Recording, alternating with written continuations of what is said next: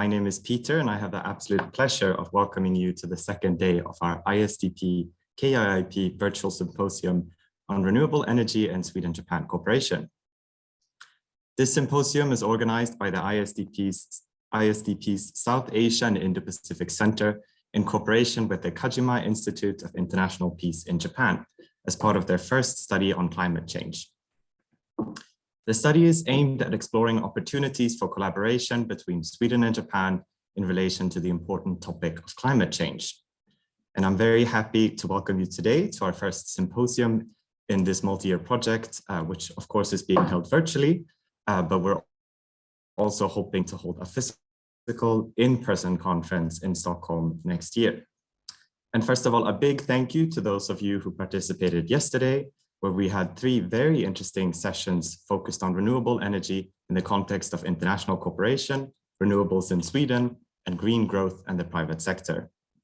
And I think it was striking that with such a wide range of presenters and topics, we had the opportunity to really consider the complexities of transitioning to renewables and the challenges we're currently facing, which I think is key for considering the available avenues for future cooperation and solutions. Notably, we discussed how the developments of climate cooperation in the near future will be influenced by global geopolitics, where Mr. Jeremy Maxey noted that as the global order is changing amid great power rivalry, global climate cooperation might risk becoming subsumed under wider geopolitical conflicts, a prospect that needs to be kept in mind when considering future cooperation. We also discussed how climate change is inherently transboundary, and that impacts in one country will influence another, where creating resilient supply chains is of great importance. And as Professor Dhanashree Jairam noted in her presentation, the current geopolitical landscape also offers new multilateral frameworks and partnerships where actors such as the EU, Japan, and Sweden have the opportunity to engage in to increase global cooperation. As society's decarbonization efforts increase, so will also the need for electricity. And our distinguished presenters yesterday provided us with multiple interesting examples from Sweden and beyond of current and new renewable and climate-friendly technologies that might provide a model for others. But beyond the benefits of technological advances, our discussions also importantly highlighted the need for policies and mechanisms to support renewable development, as well as managing the conflicting interests that will emerge. For example, Dr. Maria Pettersson discussed the legal aspects of competing interests in land use related to wind power development in northern Sweden. And Professor Michael Goodside discussed how to handle the paradox of the role of mining and green energy systems amid its negative impacts on the environment. These presentations highlighted that as renewables expand, we will see conflicts of green versus green interests, where it's imperative to create green and green solutions. So in the interest of time, I will stop here with summarizing yesterday, but for those of you who were not able to attend, I would warmly recommend watching the recording of the first day on the ISDP YouTube channel or Facebook page. And today we will of course have even more interesting presentations and productive discussions, starting with our first session on climate action and cooperation, followed by a session focused on the role of institutions, climate cooperation, and climate debates in Sweden and Japan. So without further ado, I will now give the virtual floor over to my fellow colleague, Dr. Jagannath Panda, who is Associated Senior Research Fellow at ISDP, to start our first session of the day on climate action and cooperation. So the floor is yours, Dr. Panda. Am I audible? Okay, thank you very much, Peter Adolfsson. As he rightly said, I think we had a very engaging discussion yesterday, and hopefully we'll continue the same today. And I think I must begin by saying that I think both ISDP and KIIP have taken the right decision to probably hold this symposium at a time when we just ended with the COP26 in Glasgow. So therefore, my congratulations to both the head of the institution to eventually agreed and planned this symposium at a time when we could actually talk in not only in more concrete terms, but also in a broader canvas, taking the clues from the COP26. And just to highlight my 2 points on the COP26, I think almost every year we say that climate change is becoming more and more a pressing problem from the human community. And to that extent, I think the COP26 Glasgow summit was really highlighting and making us realize why we need to really take concrete actions and prepare for more actionable cooperation frameworks, not only between countries, but also between the continents. And just to highlight, in fact, the Glasgow COP26, where we saw that almost 196 countries coming together, and also probably one of the largest participant turning over around, if I'm not wrong in my statistics, around 38 to 40,000 registered participants were attending this event, even though we were at a period when pandemic was on and there were no frequent flights. That also explained in some ways how pressing is this problem. In fact, almost reportedly, if I'm quoting a correct reference, I think 12,000 non-governmental organizations and associations were also printed in this COP26 in Glasgow. And that's actually talked about why we need to really talk about more concrete action plan and more effective cooperation, not only between the countries, but also among the different regions of the globe. And to that extent, I think this session is more about climate action plan and cooperations, where renewable energy is a big issue and is a talking point. And I think to discuss that, we have 3 eminent subject experts who have actually followed these issues very closely and also have worked on these issues with a tremendous career. And let me introduce very briefly, because their CV is there in the brochure of the conference. You might look at their long career graphs and their publications, but just briefly introduced to each one of them. We have actually Dr. Sandra Kajota, and she's an associate professor in international environment and energy law at Aalborg University. She's also associated, fortunately, with ISDP as a senior associate research fellow, and she's a critical member, important member of our climate change project between ISDP and Kajima. Then we have Dr. Marcis M. Soklosi.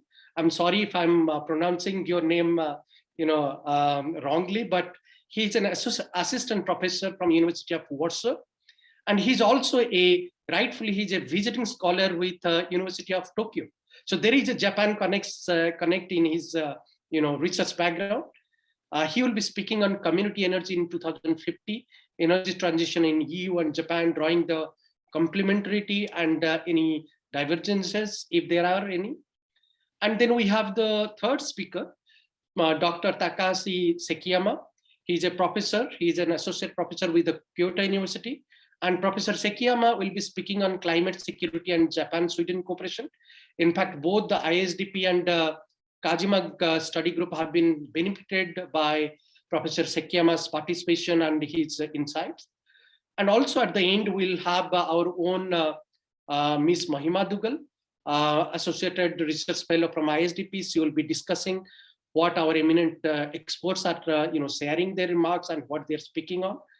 And with that note, let me welcome the first speaker, Dr. Sandra Kajota, to make her presentation. I'll request each of the speakers to stick to the maximum time limit of 15 minutes. If they could finish it within 12 to 13 minutes, that will be great, so that at the end we are left out with some time to discuss, because these are some of the pressing issues, and I could see that probably we could have a good discussion. But without taking much time, over to you, Sandra. Thank you.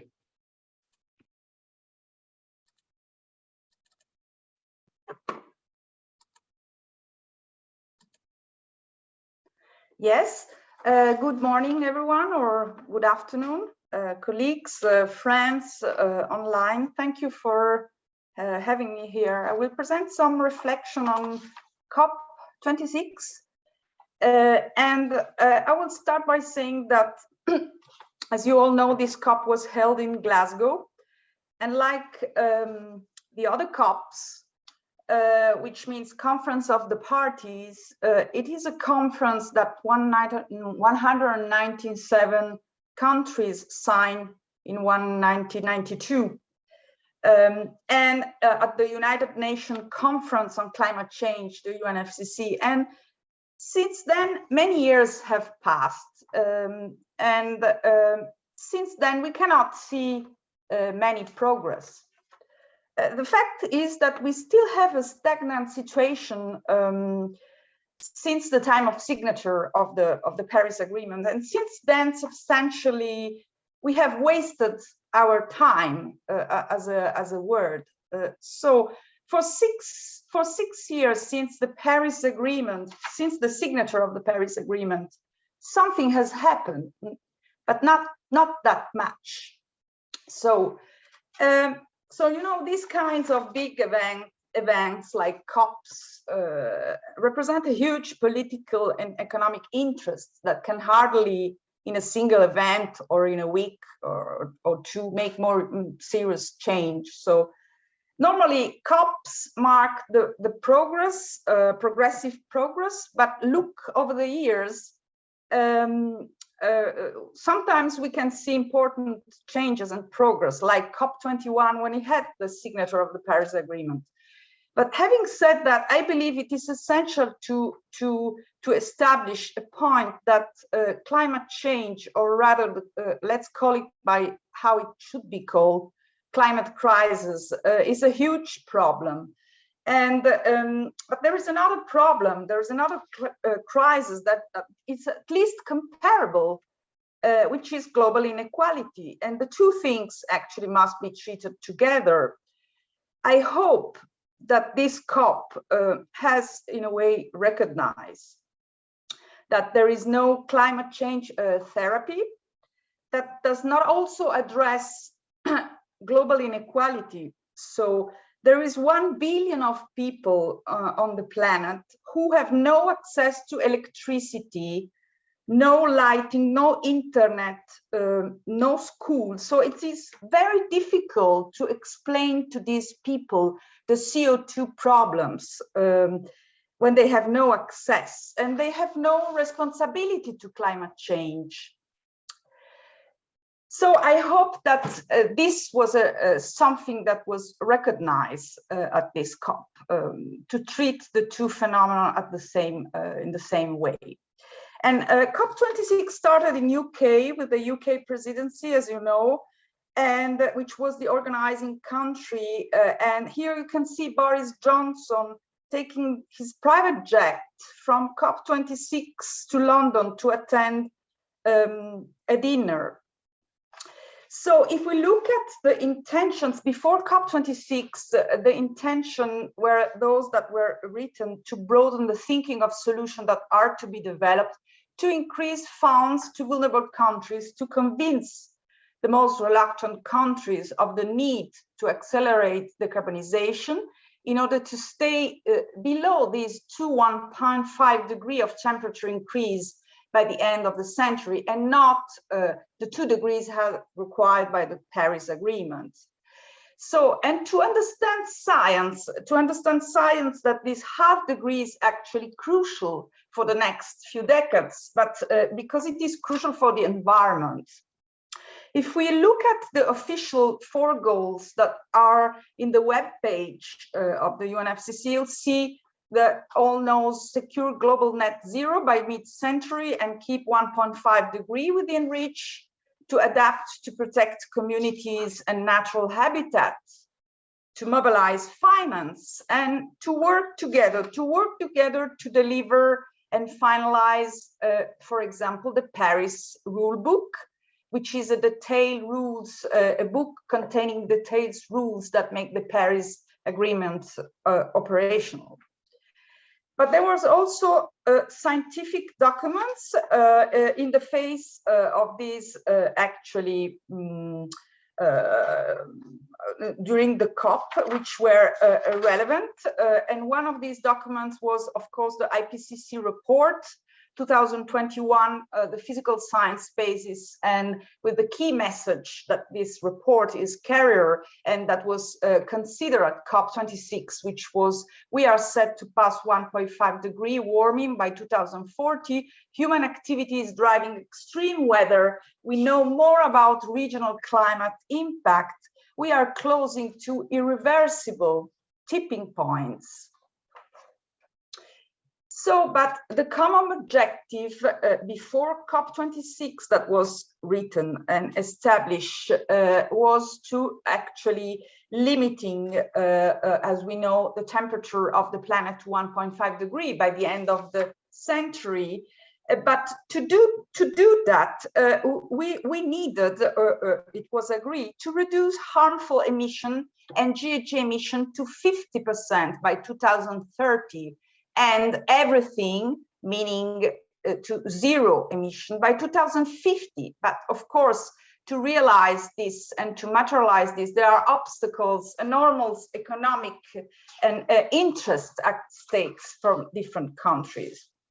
So during COP26, in the face of these huge economic obstacles and interests, we find ourselves in a situation where that if we were all actually filmmakers, a title for a new movie couldn't be more adequate than 2 weeks to save the planet, so to speak. The first week were meetings and a lot of nice talks, declaration, announcements. The second week we had really that impression. So among other obstacles that need to take into account for a possible assessment, because this presentation is just the sharing of some reflection, it is quite difficult to do that in such a short time. So it is actually in view to a possible assessment in the future, one when analyzing international law, international environmental law, taking into account law in context and also other factors, political factors, and the interests of countries. And here you see in these slides, you see the 5 most bigger emitters of carbon dioxide. China first position, US second, EU third, India fourth, and Russia fifth.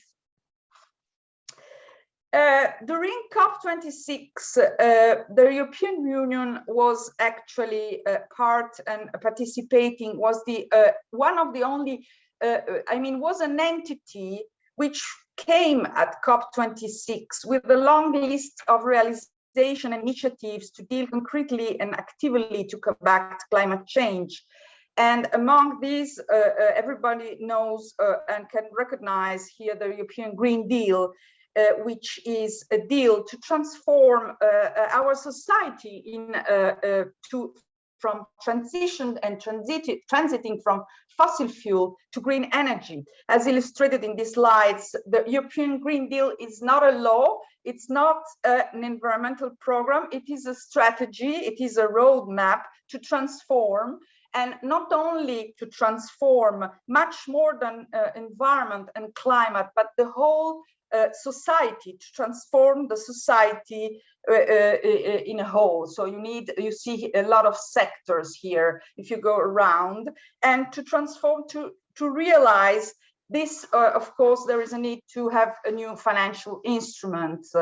But the European Green Deal also had a follow-up in order to make it concrete and actionable with the European Climate Pact, which is a pact, a kind of partnership between EU institutions and citizens, and also a climate law was adopted and a package recently, 2021, with a long list of legal acts to make this plan actionable. But here the question, coming back to COP26 at a more broad level, is it realistic to save the planet in 2 weeks? So countries have to move away from fossil fuel and have and do that gradually. But because nobody said actually that this should have been done from one day to the other. But of course, it's extremely difficult because we are trying now to link economic recovery to the post-pandemic, to the climate crisis. But to do that, it's difficult because our economy is still very much dependent on fossil fuel. Instead, the whole industrial system must be reconverted. And it's not a coincidence that one of the goals at COP26 was to allocate $100 billion that have already been discussed and should have been allocated to help weaker economies. But there is another challenge, a recent report that came out in October 11th, saying that we are already traveling to 2.6, 2.7 degree, which means disasters are around the corner. But here the question is it realistic to assess the COP26 now? I think before to make an assessment or before to run an assessment, it would be relevant to measure what is effectiveness and success, to differentiate between effectiveness, success, and adequacy of commitment, actionable plans. It is actually not possible to evaluate COP26 by just confronting the goal, the 1.5, because in one step, in that sense, because this 1.5 degree will not mean a successful goal for vulnerable countries. So they will have a total different impact. This 1.5 will have a totally different impact to these countries, which actually didn't contribute, like small island developing states, indigenous community, indigenous people, or LDCs countries. So other factors to take into account would be certainly vulnerable population, uncertainty of science, for example, tipping points, non-linearity. There are phenomena that science still is under research, and distinguish commitment from action, the interplay between the different level of governments, and also the role of technology as a tool to implement the law, and other factors. But one of the positive things that were achieved during COP26 were the completion of the Paris Rulebook. An assessment should take into account certainly this progress, and of course there were other issues addressed in this process of completing the rulebook, from common timeframes to transparency framework under Article 13, but a more detailed assessment will be actually for another day. With regards to loss and damage, at COP26, Glasgow was actually expected to put forward concrete commitments with a dedicated fund and a compensation mechanism, but this actually did not happen and was postponed to next year. Something has happened interesting in the field, in the area of deforestation, an agreement on deforestation that was agreed between more than 100 leaders that has promised to end and reverse deforestation by 2030. And COP26 climate summit actually was, this happened at COP26, has to be considered as a progress. So reading COP26, the UK claimed that they succeeded to having kept this 1.5 degree temperature alive, which actually means in the context to cut CO2 emission by 45% by 2030. And this has been done without a roadmap. But an important aspect to be considered in this agreement, in this pact that was adopted, a very important message is to phase down of carbon rather than phase out. To phase down, which means gradual reduction rather than phase out or total elimination. The good news is that it is the first time in an environmental global agreement that we have the word carbon and phase down carbon. But of course, this last minute change, phase down rather than phase out, it actually means the difference. It changed everything. This was actually coal, which was abandoned, will now only be reduced and it is a result of an agreement reached at the last minute between China, US, and India, which put all the other countries in front of an either or not, take it or leave it. So basically, with regards to the funding for vulnerable developing nation, however, the goal of 100 billion of year promise in 2009 in Copenhagen, and since then allocated much in a lesser monetary amount as promised, has been postponed in 2023. Glasgow, with regards rule of compliance, implementation and transparencies, there was really a progress because by agreeing a reporting formats that will put this rule into practice. So that was a very good advancement in terms of law. Also with regards to Article 6 and the carbon compensation mechanism, COP26 managed to reach an agreement on regulation on the credit markets, but vulnerable countries insist that the carbon trading is not a guarantee for a reduction in terms of global emission. I think I'm running a bit out of time, so I will just go quickly and shift to the conclusion. Also, the methane agreement was a very important and a good achievement to cut of 30% of methane emission reductions. So in conclusion, COP26 is, I believe, these are my personal opinion.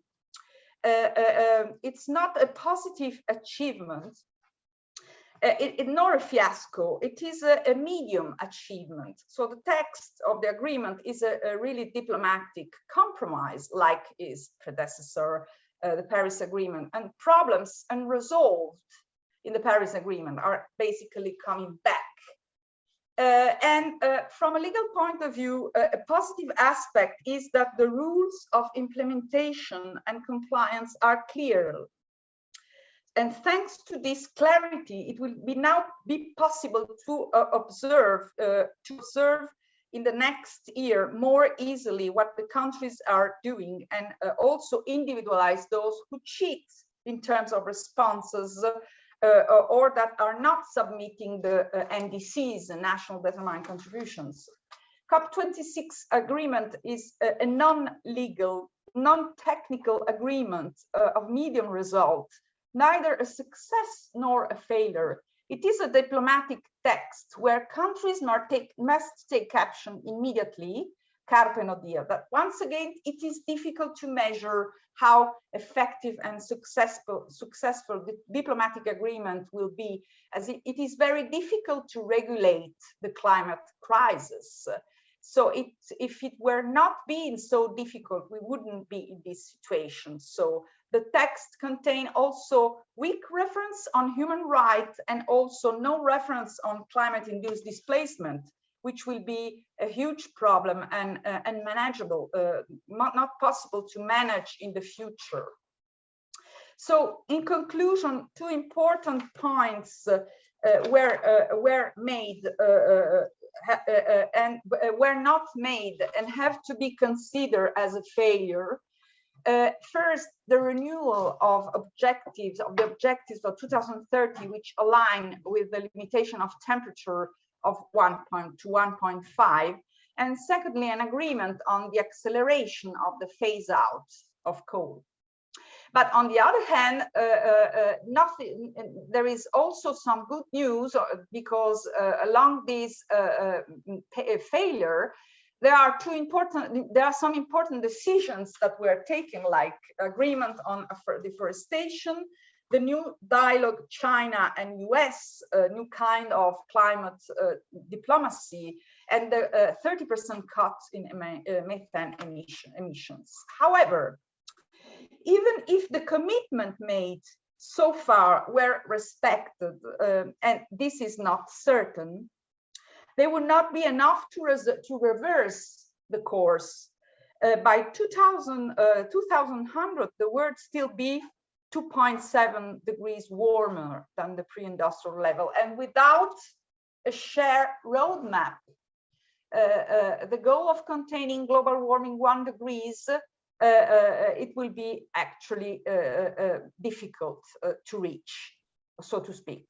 So even if COP26 could not avoid recognizing the existence of the two crises, climate change and global inequality, which I think has been actually acknowledged in a way, it leaves a disappointment and actually aggravates the distances between North and South in the world. So to conclude, I will conclude with a sentence of Orang Young on saying that environmental effective agreements are actually rare and difficult to achieve. And we can never know for sure whether an environmental problem will be solved by a particular agreement, as the world is full of interrelated environmental problems, and we cannot learn much about the effects of an environmental agreement just by studying how its rules have been complied with. So governments are, after all, able to create agreements that barely bind them to do anything at all. So I thank you for giving me the possibility to express my opinions on this COP26. Thank you. Thank you very much for that wonderful presentation. Without taking much time, let me invite Dr. Marcis Solowski. Yes, I would also request you to stick to the time, even though realizing that we have exceeded from our normal allocated time, but it would be good if you could restrict between 12 to 15 minutes. Thank you. Over to you. Thank you very much, Dr. Panda, for this wonderful invitation. Hej, god morgon. Jag är en påskforskare som nu bor i Japan. Jag var på en svensk stipendiat i Göteborg. Jag heter Maciej Sokolowski. どうぞよろしくお願いします。私はMaciej Sokolowskiです。Meiji Daigaku Kenkyusha. And that's my presentation. So I combined in my research different approaches. I had the pleasure and chance to be in Sweden also at the Swedish Institute scholarship. So it's a pleasure and honor to rejoin Sweden via this wonderful bridge made by the organizers of this conference. It's always a pleasure and honor to speak after Professor Kajota. Sandra, congratulations on your wonderful presentation. So I would like to talk a while quickly about energy transition with the help of energy communities. So this kind of a citizen approach, civic approach to energy transition, very important under this framework of COP26 too, I think, as it's a kind of a global approach. For instance, now I'm working on a book about energy communities and smart cities, and I'm in touch with colleagues from Africa. There are many very interesting ways of a community cooperation in Africa. So it's not only about Asia, not only about Japan and Europe, but also other parts of the world. But let me focus on this two regions, so Japan and Europe. So we have this traditional energy sector, it's well known, and this modern energy sector with decentralization and competition. So these are the main aspects of this great transition with the help of energy communities, where we have those individuals working together, acting together, neighbors that can change the electricity market too, as they oppose to these centralized structures, to the oligopoly, to the monopoly, and they can build something on this bottom-up approach, when then those electricity market can be based on those smaller structures gathered together. But when we discuss about community energy, we have a bunch of issues that are behind this. And some legislations, like European legislation, both national as well as this European directives like RED II, managed to offer some solutions that then enable to facilitate the development of energy communities. And actually, the European Union solutions are a very good benchmark. And in this presentation, I will refer to European solution, compare and contrast it, juxtaposed with the Japanese approach, where in Europe we have this definition, we have some rules on membership on licensing, on the grid issues, cooperation with operators, distribution system operators, etc. Some aspects of support for those entities. So there's a solid framework that then can be copied, as I think, and utilized in other parts of the world, including Japan. But still, it doesn't change the fact that in Japan, there are some examples of community-owned structures. In comparison to Europe, this type of structures do not represent a coherent form where we can say that these are European type energy communities or COPs, but these are rather structures formed by individuals, let's say local leaders, like for instance in this Hokkaido or other northern parts of Japan, or this Okayama prefecture, or even Kawasaki, where citizens use different legal institutions like funds or other type of structures, NGOs, etc., associations, for instance, or some structures offered by the local authorities to establish these developments in renewable energy.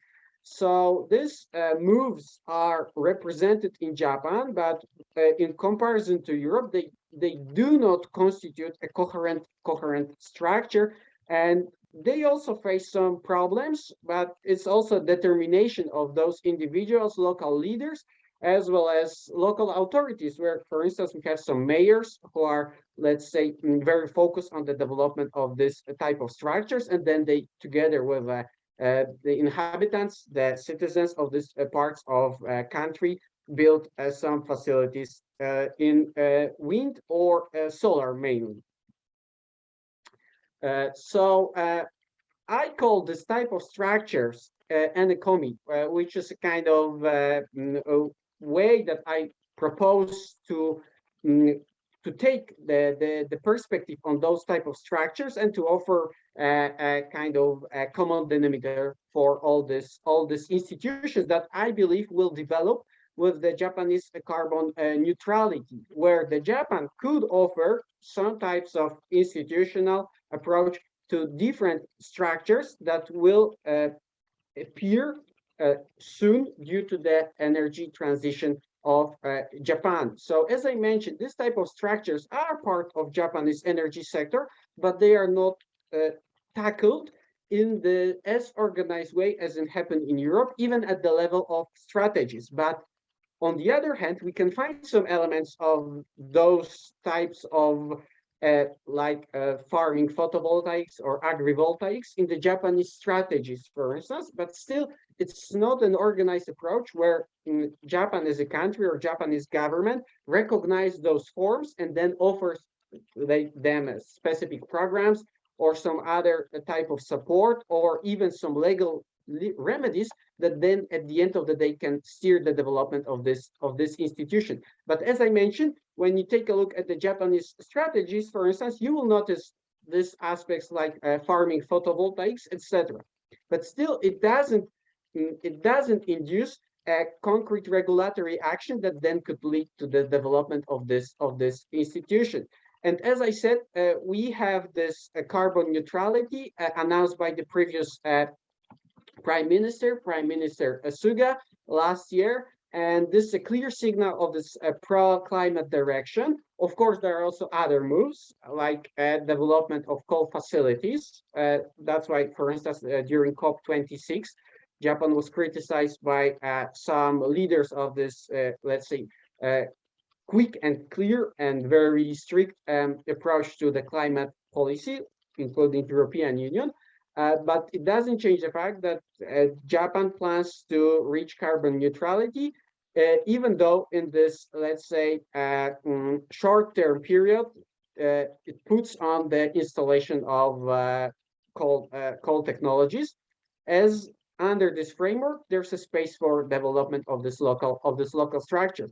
Because when you take a look at the Japanese different policies, you will find there, for instance, the Society 5.0, so including the sustainable development goals with creating of the circulating and ecological economy. And within this structure where you discuss co-creation, you can find the space for cooperation of cooperatives, like these local structures of farmers or even fishermen or other local inhabitants. As I said, even this type of structures, renewable, could be a good investment when it comes to the graying of the Japanese society, where we have the elderly people who could, for instance, invest in this type of installations instead of being a farmer, yeah, which is, let's say, more challenging activity, especially when you are an older person. Then, with the help of some organizations, for instance, some lease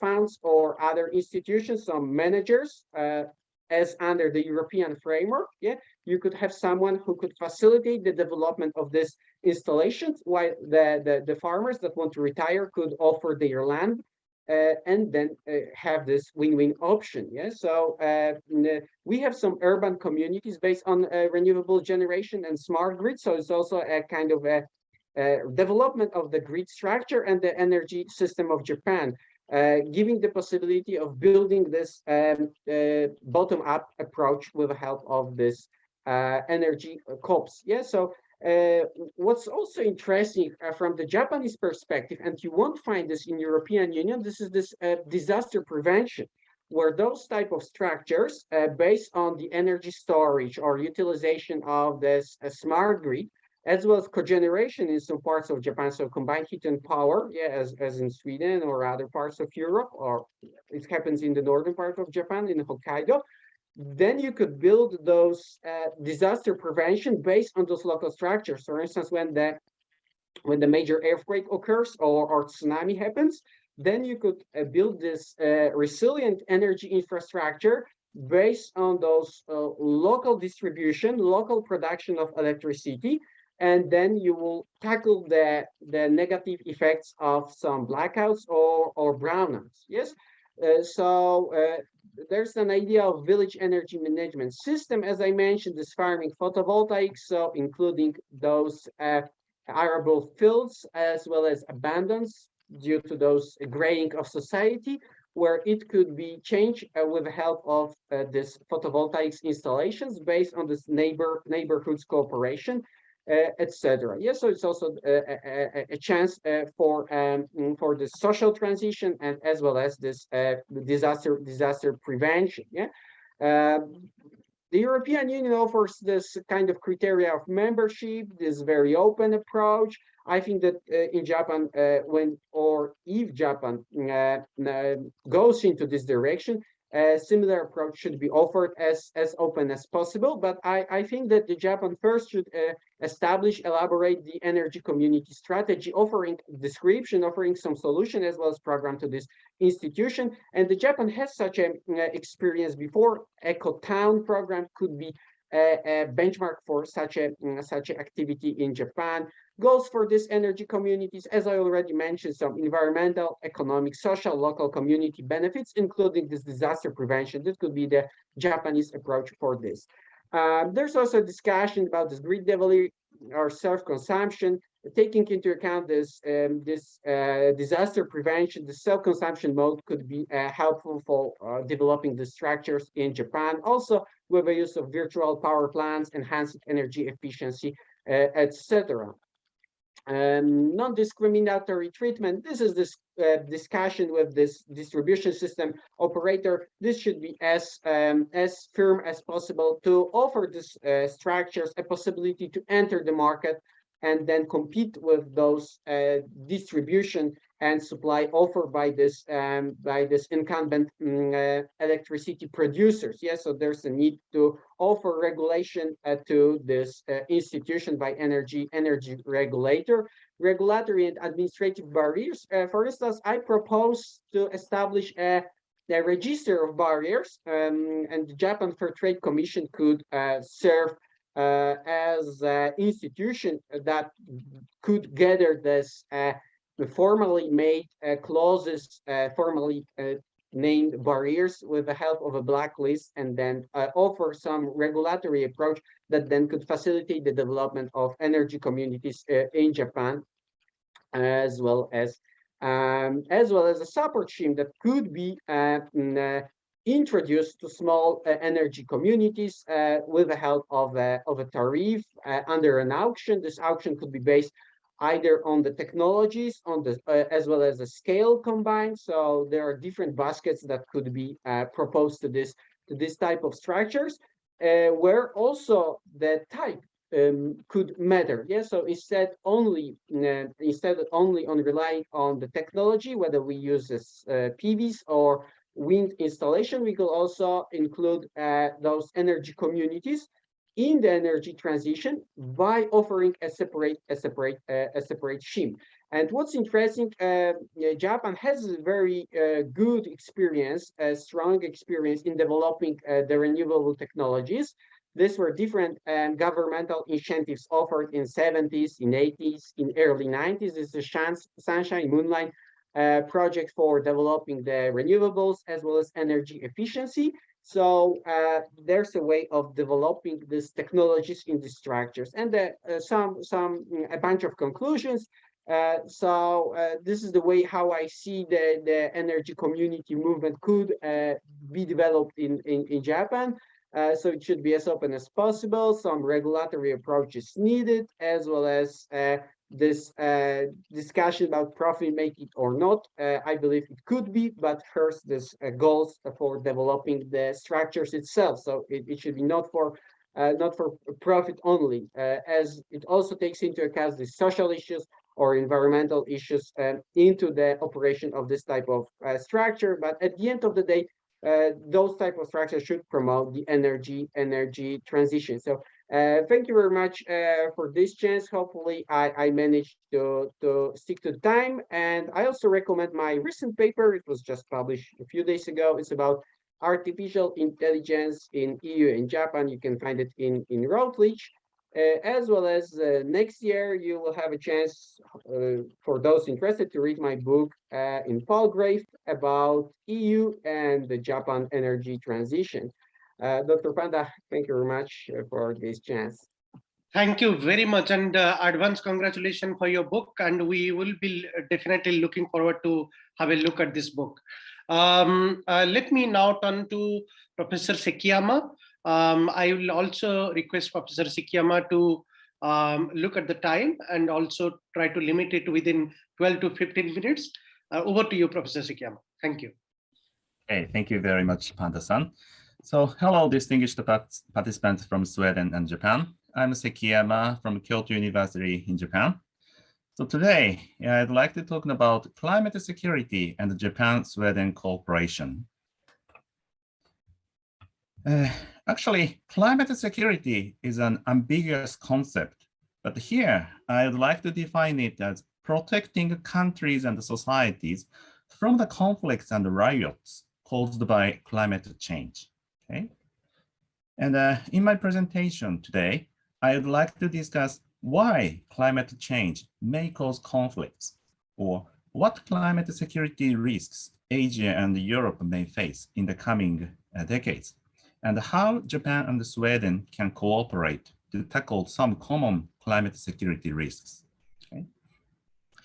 And this slide is my own summary of how climate change leads to conflict.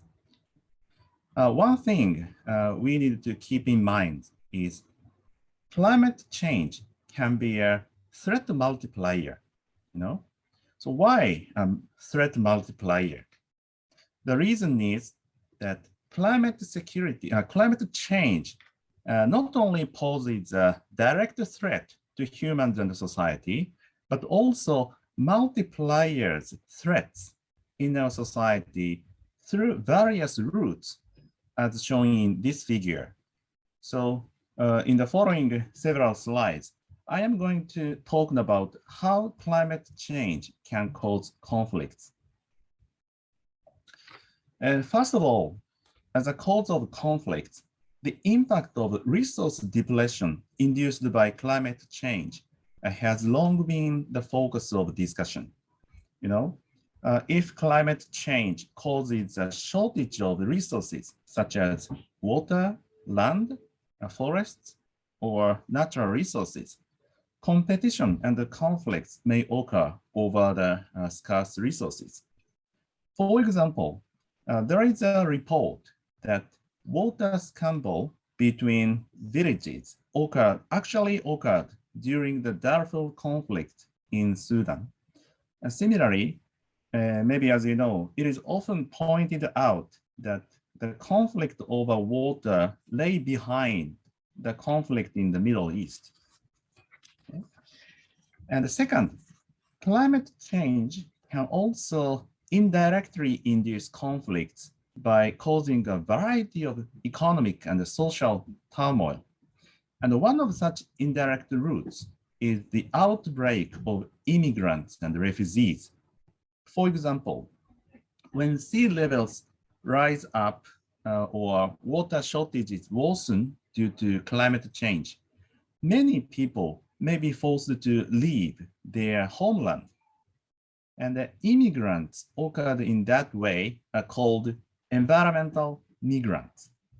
And if the large number of environmental migrants come in, it is likely that immigrants and original residents may compete for land, jobs, or social services, such as medical services or education. And in fact, there have been actual cases in Bangladesh and Kenya that extreme weather events have created migrants, and the influx of migrants has created frictions at the host sites. And in addition, climate change or the resulting extreme weather and natural disasters can have a serious impact on food production in agriculture and fishery. And it can lead to lower incomes for producers and higher food prices in the society.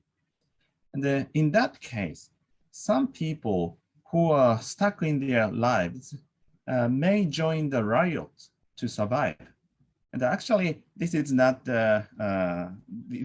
only the story.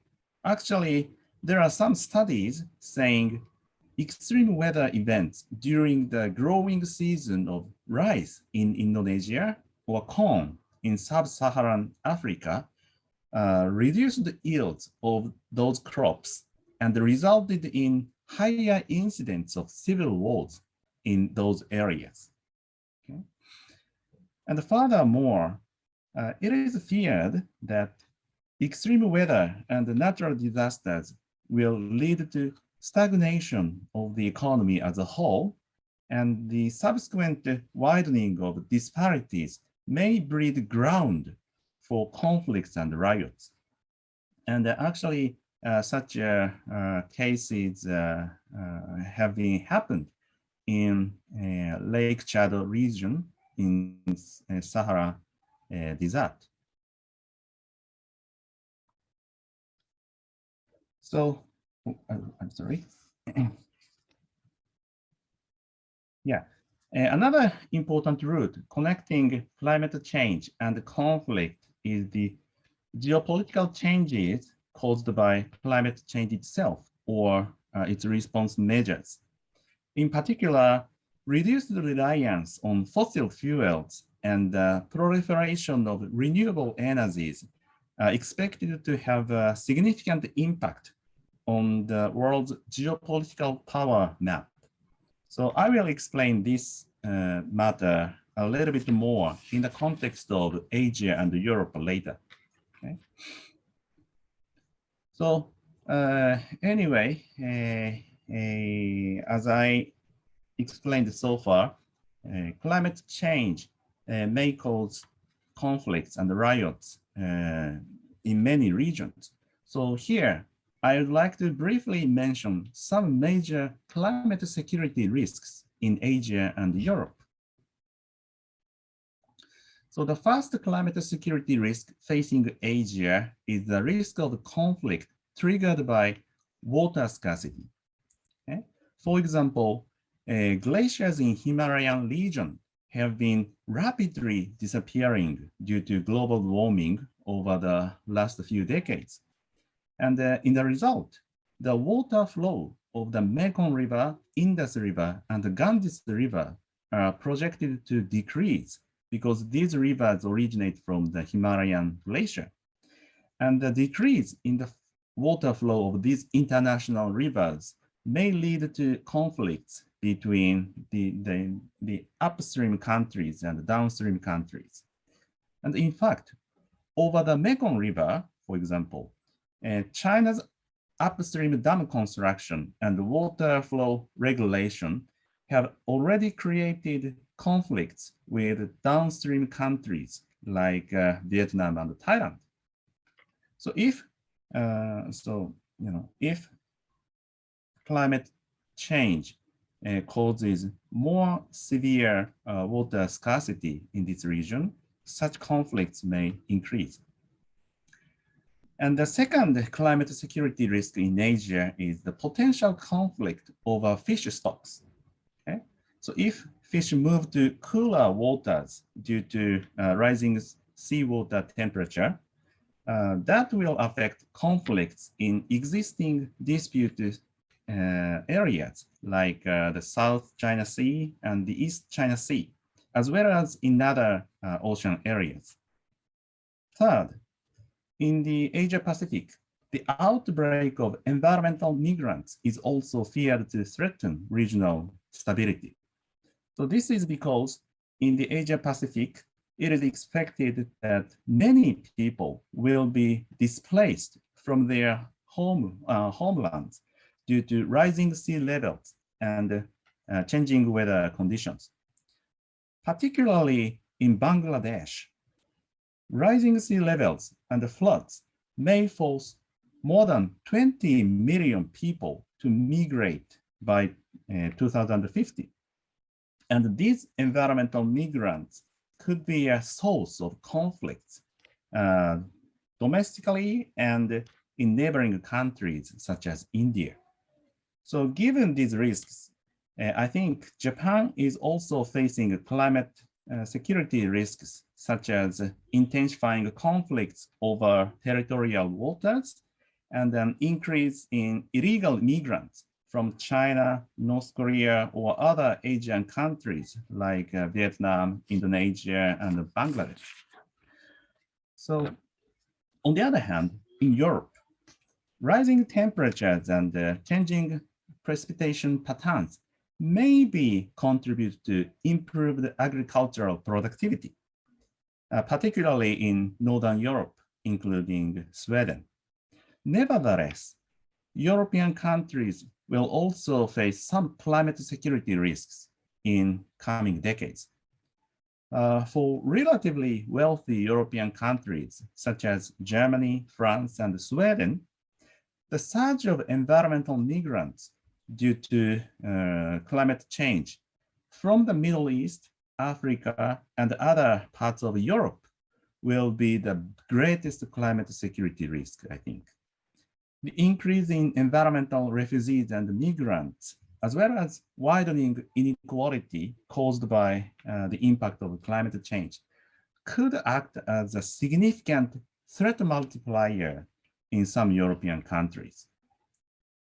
Another major climate security risk facing Europe is geopolitical changes resulting from climate change. So in this regard, I think Sweden and Japan would face some common geopolitical risks as climate change worsens. So in other words, our two countries should cooperate to tackle some common security risks brought by climate change. First, Sweden and Japan can cooperate to control security risks in the Arctic Circle. You know, Arctic warming in Arctic Circle is twice as fast as in other areas of the globe. So it is expected that ice-free summer will begin in the Arctic within the next decade. So as a result, the Arctic will open up new shipping lanes and resource mining opportunities.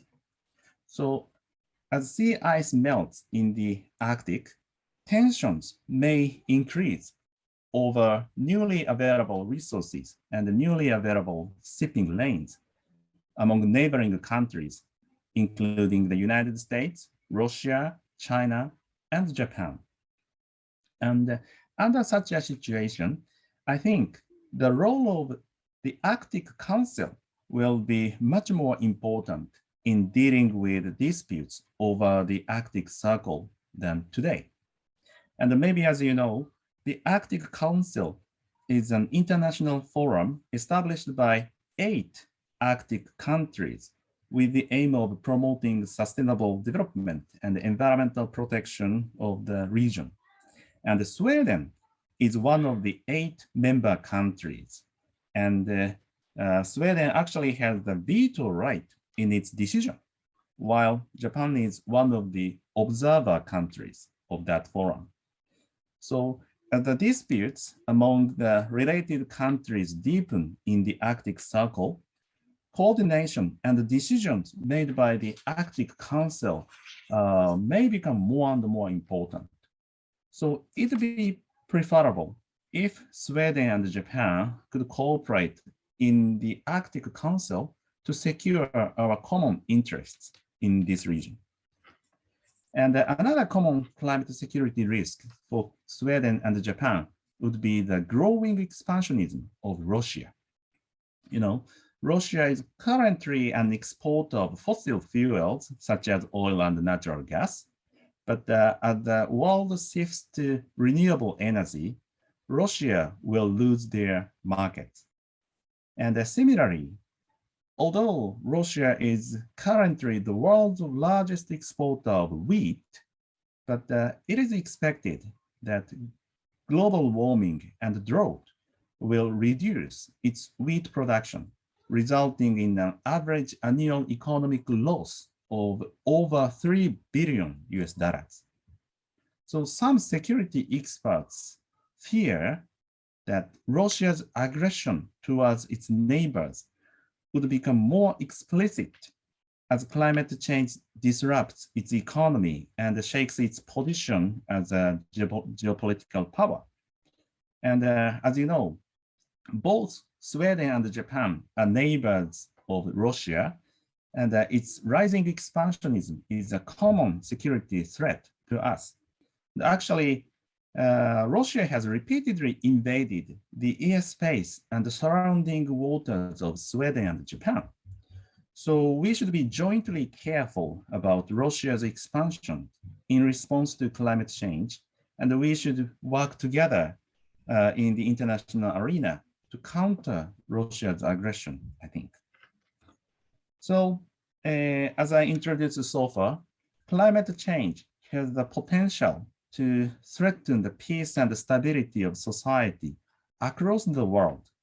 And of course, neither Japan nor Sweden can be the exception. So I think we should immediately undertake efforts to determine what climate security risks our countries are likely to face and think of how to avoid them. So that's all of my presentation. Thank you very much for your attention. Thank you, Sekiyama-san. In fact, that was excellent, and I'm sure there will be some questions on your presentation. May I now request Ms. Mahima to comment on the speaker's presentation briefly? Over to you. Thank you. Thank you, Dr. Panda. Firstly, thank you to all 3 speakers for your superb presentations. I should also mention that I'm by no means an expert on climate change, so my comments today will really come from a layman's perspective. International cooperation is always a challenge, but it has been particularly difficult to coordinate an effective global response to the climate crisis. One reason for this is, of course, the lack of a formal protocol to allocate liability. And although Europe has made efforts to impose accountability, these efforts have had very little impact. In the absence of such mechanisms, European Union and countries like Japan and Asia have sought to lead by example based on their economic and political influence and their weight, basically. An example of this is Germany's recent contribution of 1.3 billion euros to India, I think, which was only announced a couple of days ago or yesterday. to help fight climate change. And much of this aid will go to the energy sector, which needs to be urgently restructured in India to reduce coal dependence. And the rest is marked for urban development and the agri-ecology sector. So I should also here highlight that India did in fact announce its much awaited climate targets at COP26. So that was definitely an achievement, because New Delhi has been very reluctant to make any pledges in this regard until recently. The 5 key targets that India introduced were first, installing non-fossil fuel electricity capacity of 500 gigawatts by 2030. Second, sourcing 50% of energy requirement from renewables by 2030. Third, reducing 1 billion tons of projected emissions from now till 2030.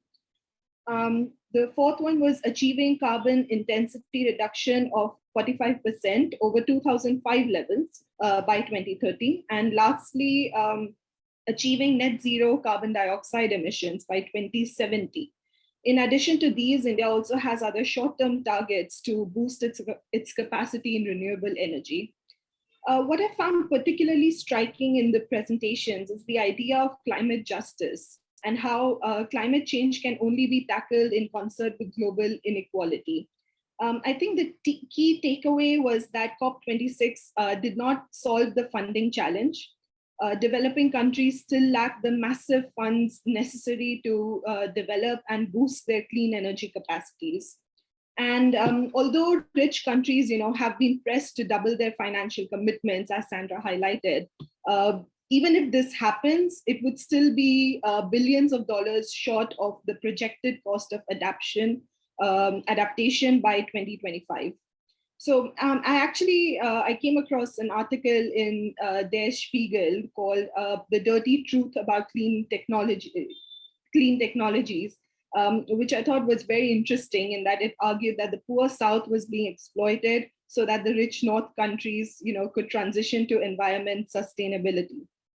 And COP26, as Sandra also, pointed out, could aggravate these issues between the North and South going forward. So COP26, has been a medium achievement. I agree with that. And well, considering the enormity and the overwhelming complexity of the problem and, the significant implications of a failure, my question is, is this enough? Is having a medium achievement at this point enough? What we clearly need is an international roadmap, a plan of action. And how do you think we go to that? For instance, how effectively do you think the European Green Deal, which seems like a good starting point, could be adapted for the international community at large, for other countries to follow?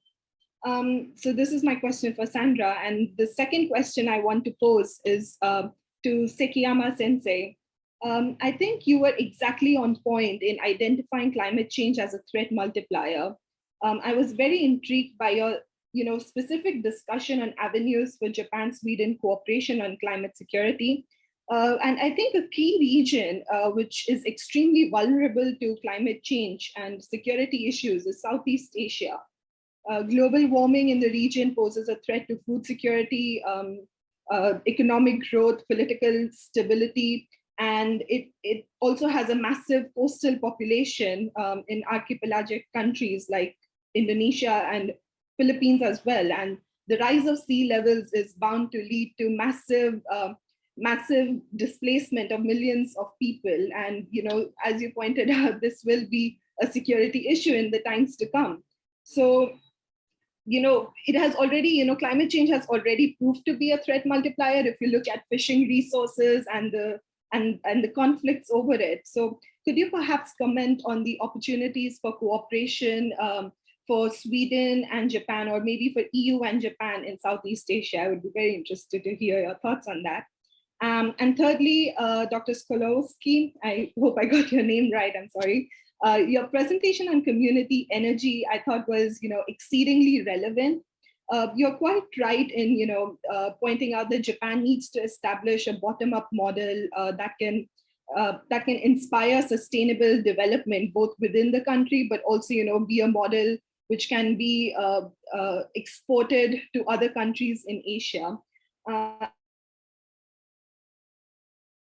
And I think we actually briefly discussed community energy models and how juxtaposing the EU and Swedish models can help create a legal framework, a sound legal framework on community energy in one of ISDP and KIIP's meetings earlier. So I suppose my question is, how effective do you think such a strategy can be when it comes to other developing countries?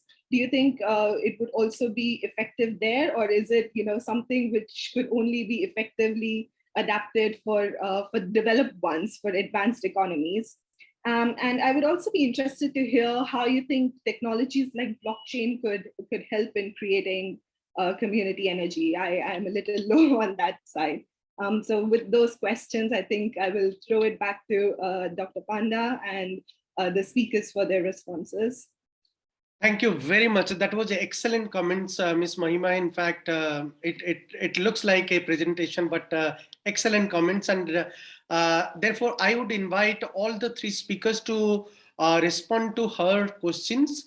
And I would go in reverse order, maybe Sekiyama-san first, and then Professor Sokolji first, second, and then Professor Sandra.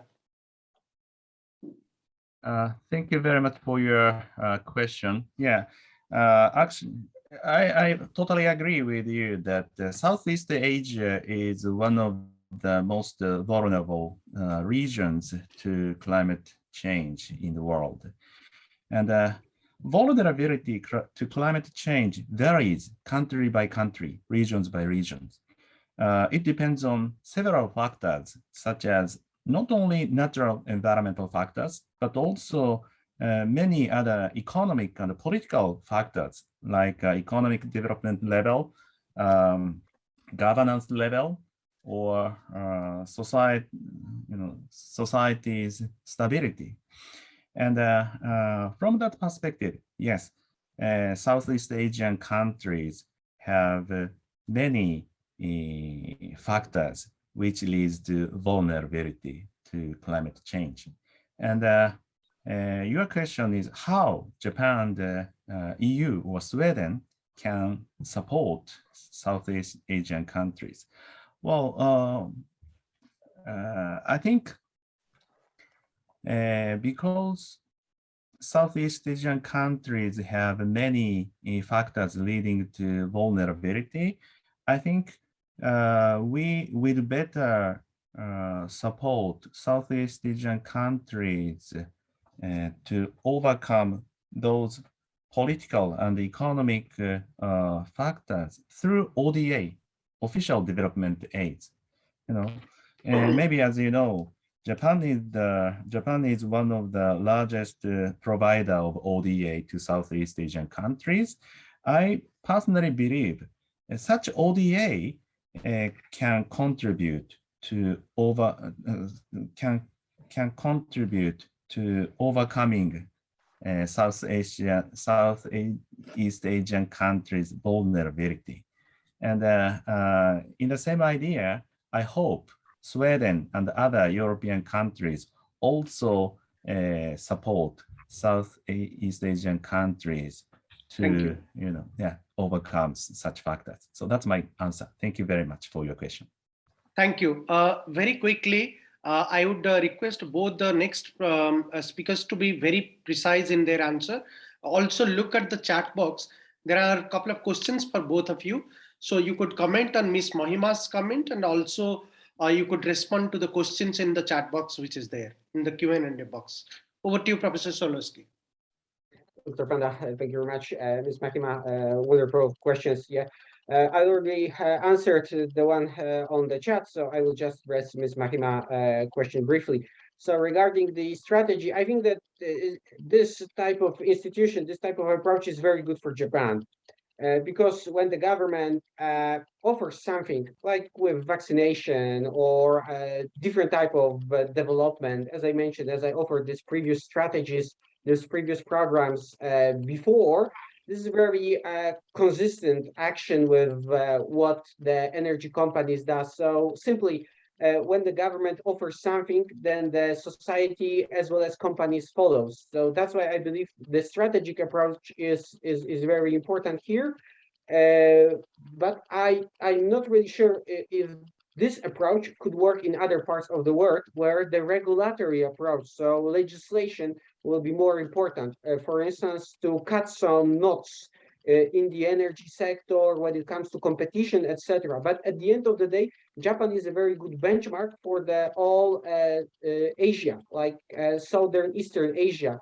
Many countries like Taiwan or Malaysia or Indonesia, Vietnam, refer to the Japanese solution. So it can be a win-win option too. And of course, this approach to energy communities offer a vast amount for chances for European experts to show these good experiences from Japan, from Europe to Japan. And of course, blockchain, very useful because of transparency of transaction, the data that could be accumulated in the smart grid. So yes, it's needed when it comes to technology, very useful.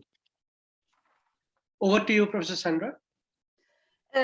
Yes, I think I got a very big question from Mahima, but it's really a question which will need a symposium as such to address, but I will try to answer your question. I think you are actually asking then if this is a medium, how to achieve or how to aim for something better. So, which is almost impossible for me to answer. But what I can say is, as I have highlighted in my presentation, Europe was the only part of the world which came with some substantial an arsenal of framework regulations and actions in this moment at COP26. And even if Europe today has 8 or 9% of climate altering emissions, because I'm not saying that that's the solution, but the question is, I think, more because we have to be concrete here and see things how they are. Europe is, without any doubt, the first of the class. But will Europe succeed in trying to be leader, actually, in conditioning the real big polluters of the planet? So I think that Europe has certainly a big role to play, because actually, from the point of view of global investments, it is the highest, but also from the point of view of the message bringing to the world in this moment. So now many big countries are, like the US, are actually following us in this, following Europe in this journal. And it's also important to see the signals coming from China or Turkey. So the main question is, when is that we will align? But a possibility could be to have a different approach compared to the spirit of the past negotiation and agreement we had. But it's difficult.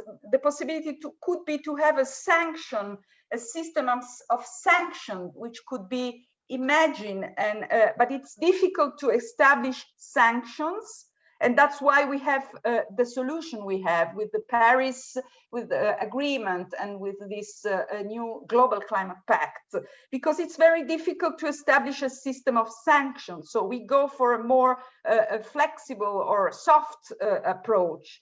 But if we would decide to change and to go for a system of sanction, this could be strongly inspired by the European Green Deal, which has been decided collectively, because this is a collective agreement by all the EU countries at the level of the European Union, which provide a system of sanctions that is essentially based on the polluter pays principle, where the polluters must pay, also in terms of import products made in economies.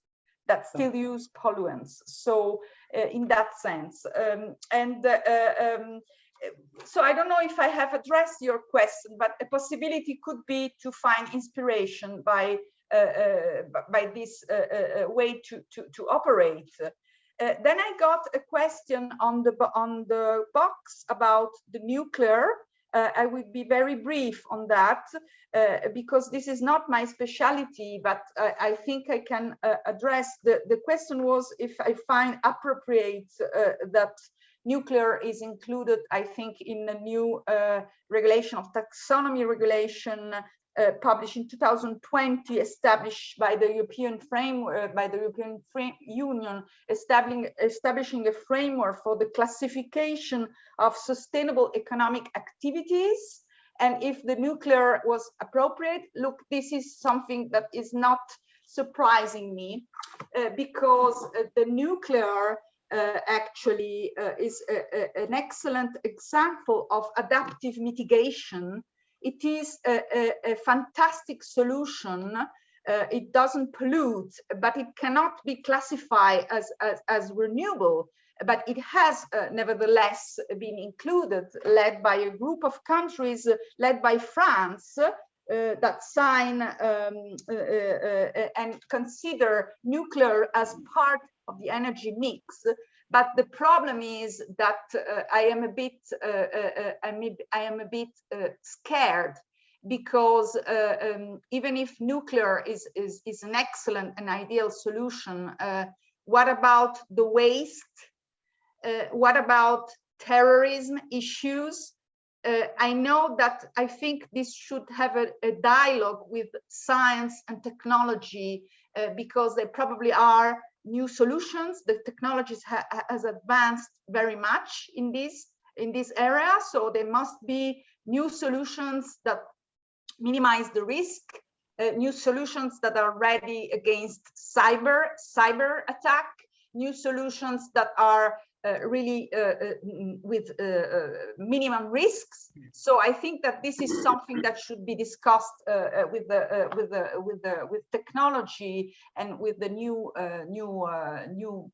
technology that can be established in the future. So I am a bit skeptical. Thank you very much. And I must confess at the end that probably I have been a very bad chair in terms of managing the time, but I think you would agree with me. The three speakers were excellent, and it made sense to allow them to speak a little extra. That's why we could have a wonderful discussion. But thank you very much, all the panelists, members, discussions, and it was excellent. My pleasure to moderate this session. Now over to you, Peter. Yes, thank you so much for a very interesting session, and that concludes our first session of the day. We're running a little bit behind, but I do think we need a break. So let's take about 6 minutes and reconvene at 10:30 a.m. Central European Time or 6:30 p.m. Japan Standard Time. So see you in about 5-6 minutes. Start without wasting much time. Yes, absolutely. Yes, we start, and I will try to be efficient, but it's always a challenge. Yes. Hello, everybody, and welcome to this session 5, titled "The Role of Institutions, Climate Cooperation, and the Debates in Sweden and Japan." And my name is Svetlana Sabelfeld from University of Gothenburg, and I'm going to chair this session. Here I have a great pleasure to introduce our distinguished speakers invited to give a presentation. So our first speaker will be Professor Bengt Johansson, who is Associate Professor in Environmental and Energy System Studies at Lund University. Bengt's current research focus on the policies and potential synergies and goal conflicts between climate policies and opportunities to meet other environmental objectives, energy security, and industrial competitiveness. Professor Johansson has also a long practical experience of developing policies as well. Our second speaker will be Mr. Merlin Linehan, who is a risk manager at the European Bank for Reconstruction and Development. And Merlin has more than 10 years experience at European Bank for Reconstruction and Development. And his work addresses geopolitics and geopolitics of climate change and China's global role in renewable energy and sustainability finance. Then our third speaker will be Professor Okubo Noriko from University of Osaka, specializing on the area of administrative and environmental law. And her research addresses dynamics between centralized governance and local governments and regulations on renewable energy. The speakers' presentations then will be followed by a panel discussion led by Professor Masayuki Komatsu. And Professor Komatsu is president of Ecosystem Research Institute in Japan and a visiting professor at the Asian Growth Research Institute. He's also a leader of the research group on North Pacific Marine Ecosystem and a visiting researcher at Kajima Institute of International Peace. So now, after this brief overview of our speakers and discussion, so now I invite our first speaker, Professor Bengt Johansson from Lund University, who will give a presentation titled Swedish Renewable Energy Policy as a part of Swedish climate policy. Professor Johansson, the floor is yours. Thank you very much. I will try to start with shared screen then.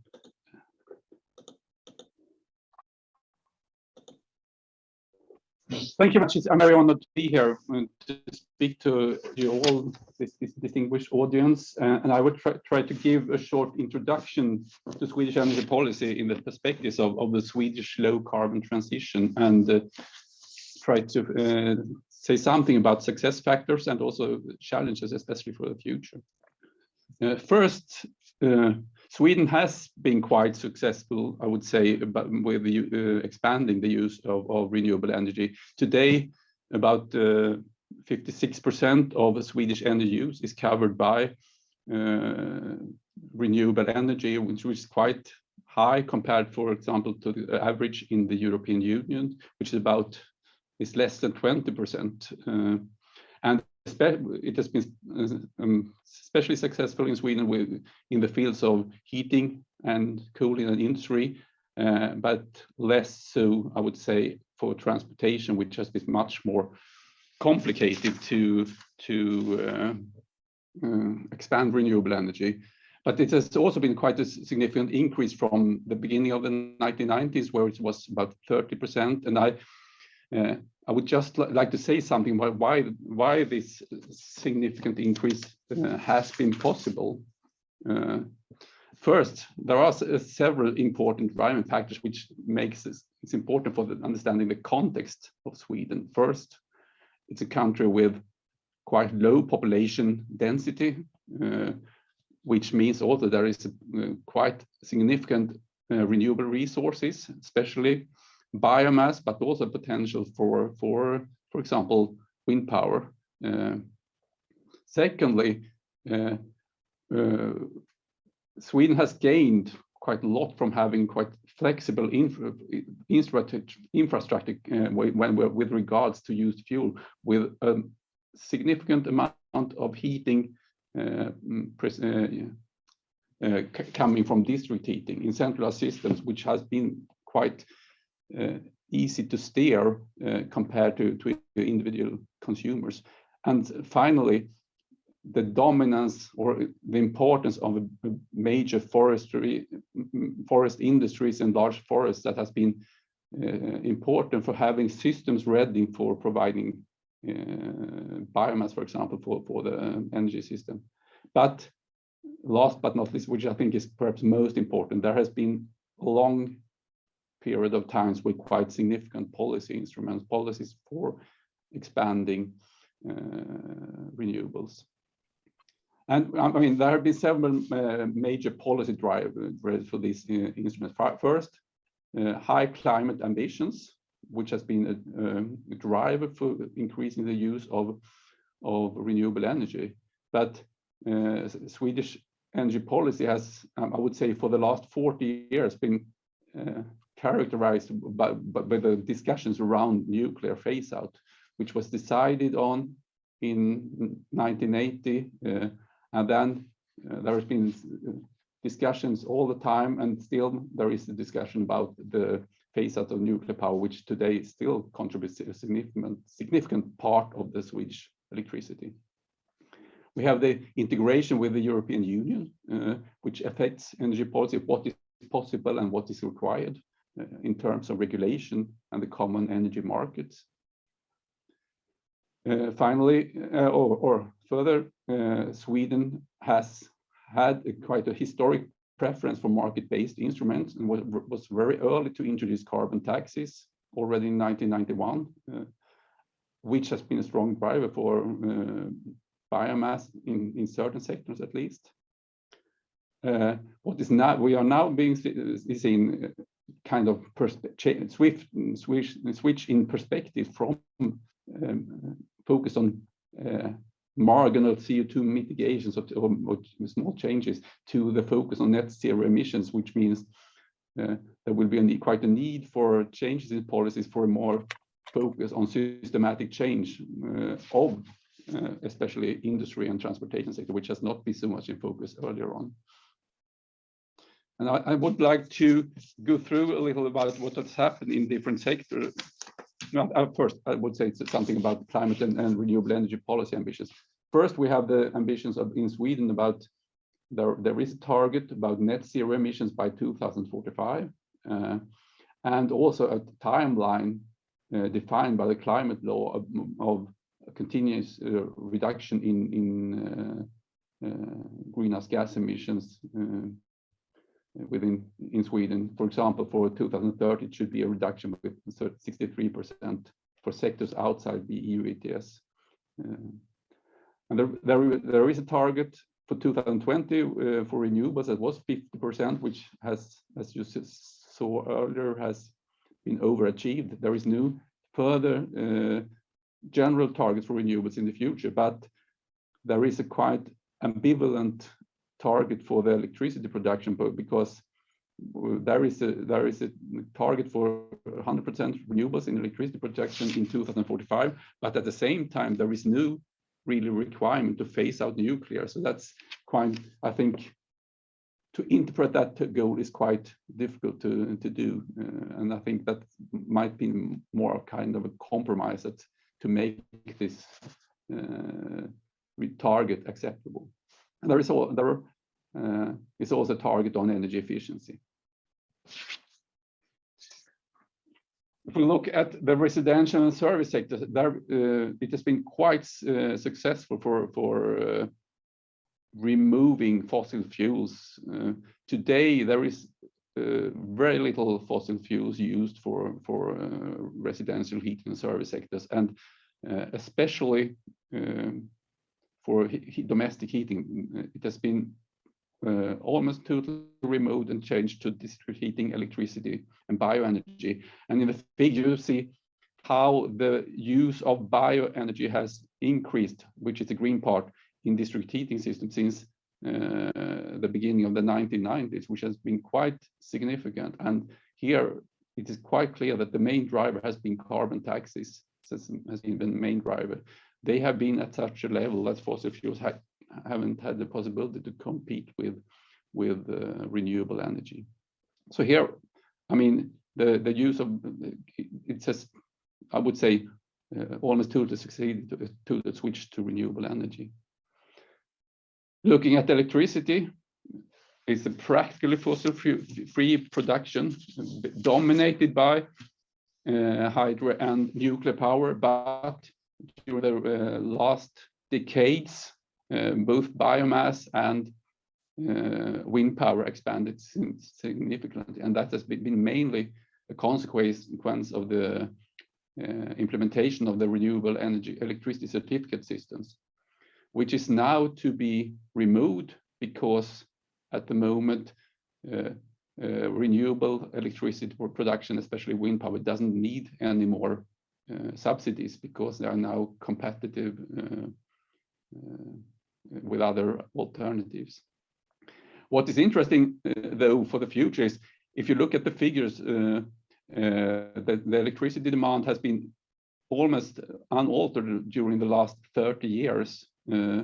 But now there are several scenarios for future electrification, especially for industry, but also transportation, with some of the scenarios indicate a doubling of electricity use, which would be quite significant change for the future. With covering that with the renewable energy, we'll need massive infrastructure investments and also, I would say, major changes in market reform. And here, as I think was presented yesterday, the land use planning is a main issue now.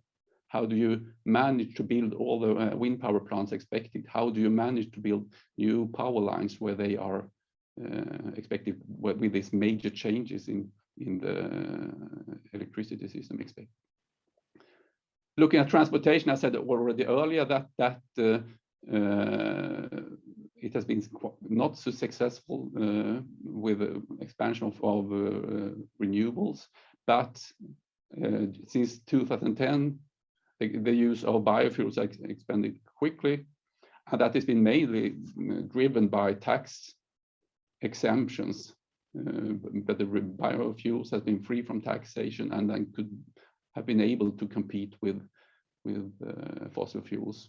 But there has also been a biofuel supply obligation at filling stations, that major filling stations have been obliged to provide biofuels to the consumer, which I think also has been quite important. Now the tax exemptions will partly be removed, and a new system with emission reduction obligations for petrol and diesel has been introduced, which these emission reductions are assumed to be managed through biofuel blending in these fuels. And in parallel, we now see the start of a quite significant expansion of electric vehicles, which also will, of course, interact with the electricity system, as I mentioned previously. If we look at industry, there has been quite a significant increase in biomass, in spite of that the industry has been protected from many of the strong policy instruments. There have been significant carbon tax reductions compared to the tax levels that have been applied to private households, and a lot of energy, for example, in processes and as fossil fuels used for feedstocks, has been free from taxes. On the other hand, we have the forest industry, which uses about 50% of the energy in Swedish industry, has been an important actor both as a user of large amount of bioenergy, mainly residues from the industry and from the forestry, and also provider of bioenergy and also biomass-based power to the line. So here, this forest industry has been a key actor here. But if we look in the future, if we want to decarbonize industry, for example, through making carbon-free steel, which I think was presented yesterday as well, there will be a significant demand for electricity in these sectors, and which will dominate, I think, the change in the energy system for the years to come. So for the future, we have several policy challenges. First, the issues about how do you combine industrial decarbonization and industrial competitiveness? How do you design the systems so that you can decarbonize steel, for example, without making them getting out of the market? It has changed, so we will have different packages of policies. That's important. Second, the transformation of the electricity system, electrification, with a much more variable electricity production, which will have their specific challenges. And how do you locate wind power and power lines, which will be major challenges for the future, with with combining that there is a need for a rapid transition, but a lot of these processes are quite slow. So that's a real challenges. And finally, there is issue about the sustainability of bioenergy. How do you combine a bioeconomy, which is often highlighted, or how do you balance that with a wish to increase carbon storage in the forests and combine it with biodiversity, which needs quite big challenges for the governance system for the future. So just final reflections. What has been shown in Sweden, that renewable energy systems are quite compatible with a well-functioning industrialized economy, but also that policy instruments have been essential for renewable energy expansions. And there has been quite a big acceptance for these kind of policies in Sweden. But we also see that the net zero approaches for the future needs broader sectoral policies in addition to carbon pricings. And we need not only expand renewable energy, but it's equally important that there will be policies measures at place that reduce the energy and material demand to avoid future global conflicts.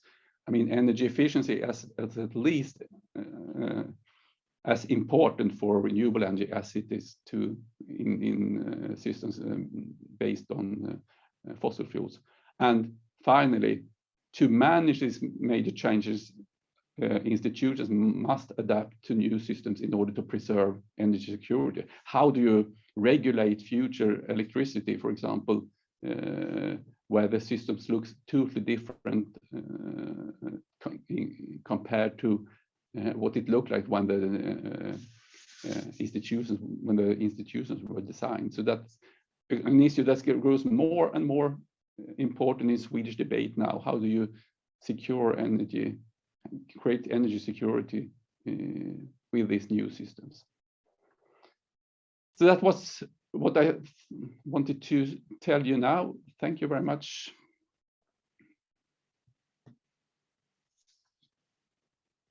We don't hear you now, Svetlana.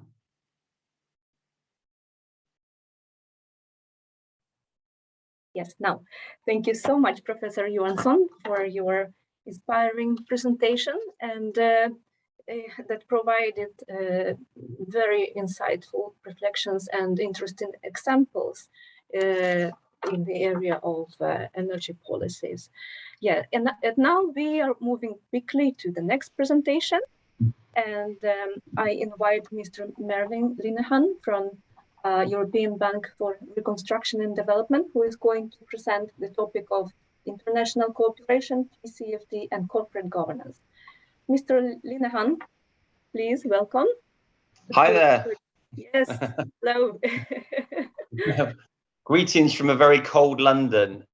Great to see you all. And as you mentioned, I'm going to talk about the task force for financial related climate disclosures and international cooperation. So if it's okay, I will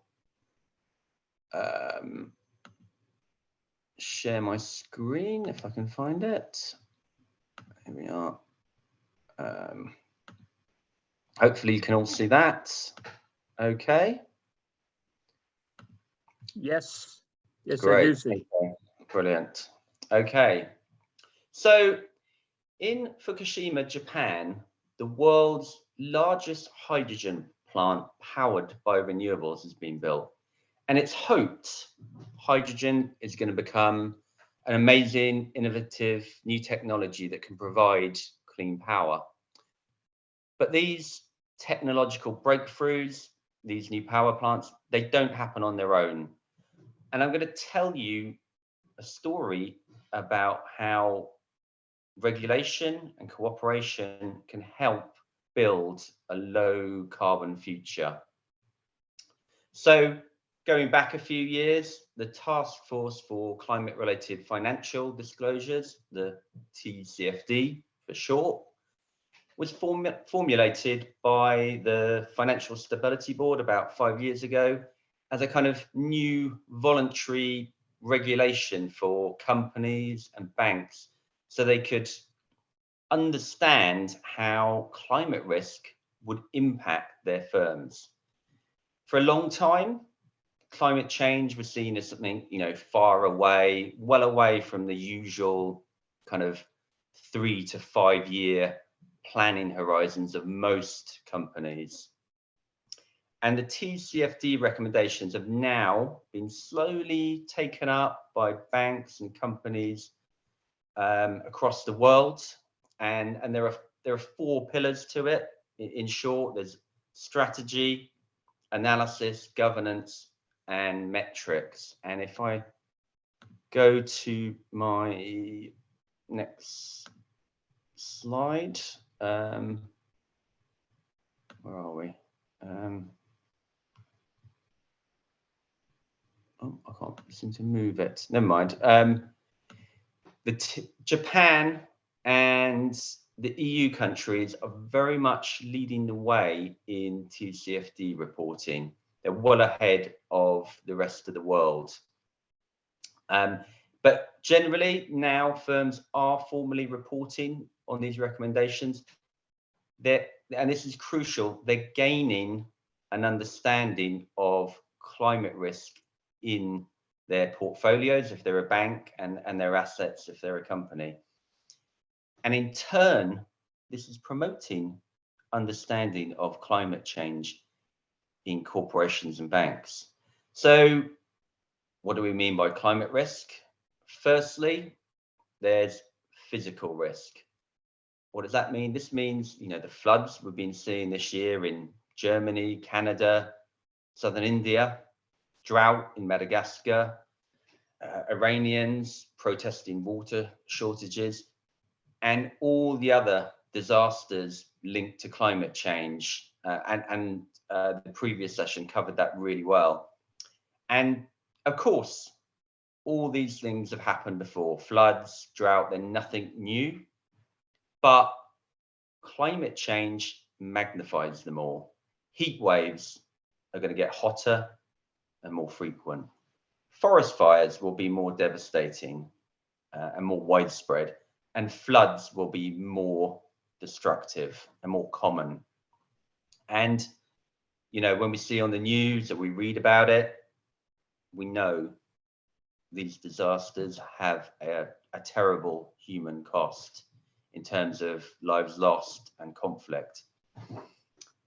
Underneath that, of course, though, there is a financial cost. When infrastructure and businesses are destroyed, it means that, loans aren't repaid, investments fail, insurance premiums rise. But this understanding also drives change. Each disaster is a very expensive lesson for companies. The other kind of risk we, companies and banks look at is what we call transition risk. And this is really where government policies target carbon intensive industries. So when Germany announces they're going to accelerate the shutdown of coal power, or any other kind of government policy which targets carbon intensive companies, it could also mean changes in society. So people eating less meat or flying less because of the environmental impact. And these changes impact carbon intensive industries, like meat production or aviation or coal production. I'm sorry, I'm so sorry. Just for interruption, but it seems like your slides are not moving. We are still seeing the title. I can't seem to move them. Maybe I'm doing it. The slides they're not too crucial, but I can. Oh, okay, yeah. Otherwise, we could ask our technical support to share your slides for you. Right. Okay. Yeah. If you go down one, thank you. Yeah, you can see the progress of the TCFD, and then if you go to the next one, You can see, Japan sort of well ahead there. It doesn't show the EU countries in detail, but and then if you go to the next one, that's the implementation path. And yeah, just leave it on that for now, and I'll carry on talking, if that's okay. Sorry about that. Thank you. No problem. So, transition risk, yes. So, some countries are very progressive, and they're moving fast to try and push for net zero, while others, like the Gulf states, the Saudi Arabias, they seem very much more set in stone. But things could happen sooner than we realize. International pressure, changes in government, public opinion, they can push countries to change direction. And transition risks are generally expected to materialize sooner than physical risk.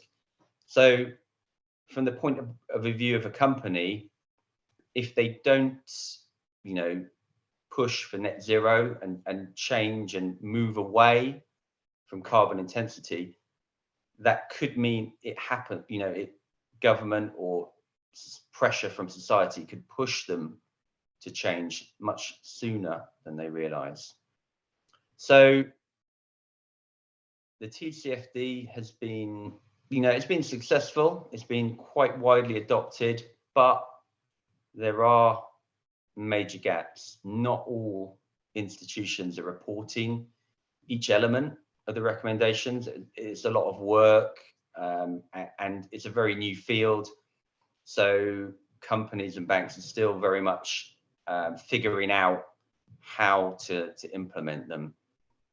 And one thing which is particularly hard is banks putting a figure on future losses in their portfolio from climate change. It's difficult to put a precise, number on it. It's going to be bad, perhaps, but it's difficult to predict with certainty. And this is despite, improvements in climate forecasting, with better satellite coverage and things like machine learning technology are making big advances, but it's still a very new field. There are also gaps in the governance pillar, which is basically where the board has to describe its oversight of climate-related risk and opportunity. So I've talked about climate risk, and it's really important that banks are aware of those risks, but there's also an element of opportunity. And the pillar does request that banks look at the opportunities around climate change. And this might seem very strange. Climate change is primarily a very negative thing, as we know. But from the point of view of a company or bank, there are big opportunities in building a net zero world. And, for energy companies, that's things like renewables, solar, wind, geothermal, hydrogen. But in fact, every sector of the economy needs to decarbonize. So this means big changes in transport, infrastructure, agriculture, every corner of the economy. And I believe that TCFD and another climate regulation can be the catalyst which can drive innovation. It will help, I think, management and boards of companies develop a narrative around climate change and how they can adapt. And it's going to make them not only look at the risk, but look at products and services that can drive decarbonisation. And I'm sure, we've seen the rise of renewable energy. That's an obvious example, but also climate technology and companies which are trying to get to net zero. But I think we've only just started to scratch the surface of that. I was looking at an example from Sweden the other day, and many of you may have heard of this already, but this is zero carbon steel. And steel is a big emitter of carbon, as you probably know, but LKAB of Sweden is investing, I think it's 40 billion over the next couple of decades in emission-free steel production. So this is a massive, innovative breakthrough. And basically, they're going to use hydrogen instead of coal as the reducing agent. And the effect will be, if it works, that it will bring down the company's emissions and Sweden's as well. And it will also boost hydrogen as a viable technology. And of course, much of this is improvements in technological know-how, but it's also driven by regulation, not just the TCFD, but the Paris Agreement, and all the other national laws that drive decarbonisation. It's not just that; it can be things like plant-based proteins is another example. So livestock, as you probably know, is a big source of methane, a greenhouse gas, but replacing meat with plant alternatives is a great way to reduce carbon emissions and help animal welfare. And it's a great, there are a lot of companies innovating these new alternatives. And it could be projects like the Fukushima hydrogen plant, which I mentioned at the beginning. Again, they require technological know-how, engineers, scientists, but regulation as well is a big driving factor. The other thing it can mean is investing in adaptation to help companies, adapt to a changing climate. So it could be as simple as putting air conditioning in buildings to allow for extreme heat, or it could be things like more efficient irrigation to use less water in a water-stressed world. So TCFD, another climate regulation for many, is a kind of boring laws and regulation, or it's to identify climate risk. But I really think when it's implemented, and I've seen this, when it's implemented across the investment process, it becomes dialogue between companies and banks and investors and governments, and it really encourages companies to not only assess the climate risks they face, but also the opportunities. And by sharing information, which is encouraged by the TCFD, it spreads knowledge and information and helps companies understand, the risks, but also the opportunities that are there. There's also a geopolitical aspect, which we've kind of seen at the climate conference in Glasgow. There are countries which are emerging and leading on this TCFD and other climate regulation, which are pushing innovation and going to net zero. But there are also laggards as well, who perhaps their economies are based around hydrocarbons. They're not as keen, and I think there will be increasing friction between these two groups, and we see this already. But I think it will get worse as along with climate change. The forward-looking countries will resent the others for not decarbonising, and then the laggards will resent the forward-looking countries for kind of pressuring them and trying to move them away from fossil fuels.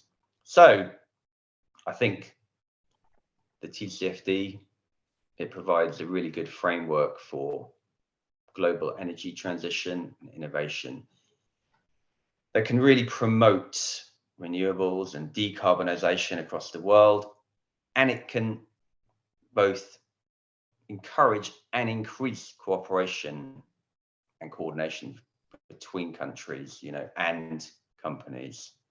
But there is that risk of geopolitical tension as well, I think. Thank you for listening. I look forward to your questions and comments. Thank you. Thank you very much, Merlin, for the great presentation and important knowledge about how climate change risk can be addressed by using this TCFD framework in this climate adaptation journey. So very important knowledge, and we hope for many questions afterwards and lively discussion. So now I would like to welcome our next speaker, Professor Okubo Noriko from University of Osaka. And Professor Okubo will speak about local initiatives to overcome green versus green conflicts related to renewables. Please, Okubo-sensei, the floor is yours. Yeah, thank you, Chair. Do you see my slide? Hear me? Yes, I can hear you, and I perfectly can see your slides. Great. So good evening and good afternoon, everybody. It's my great pleasure to give a presentation here. I would like to thank ISDP and KIIP for the invitation. Today's my topic is how to overcome green versus green conflicts and what is the role of local initiatives.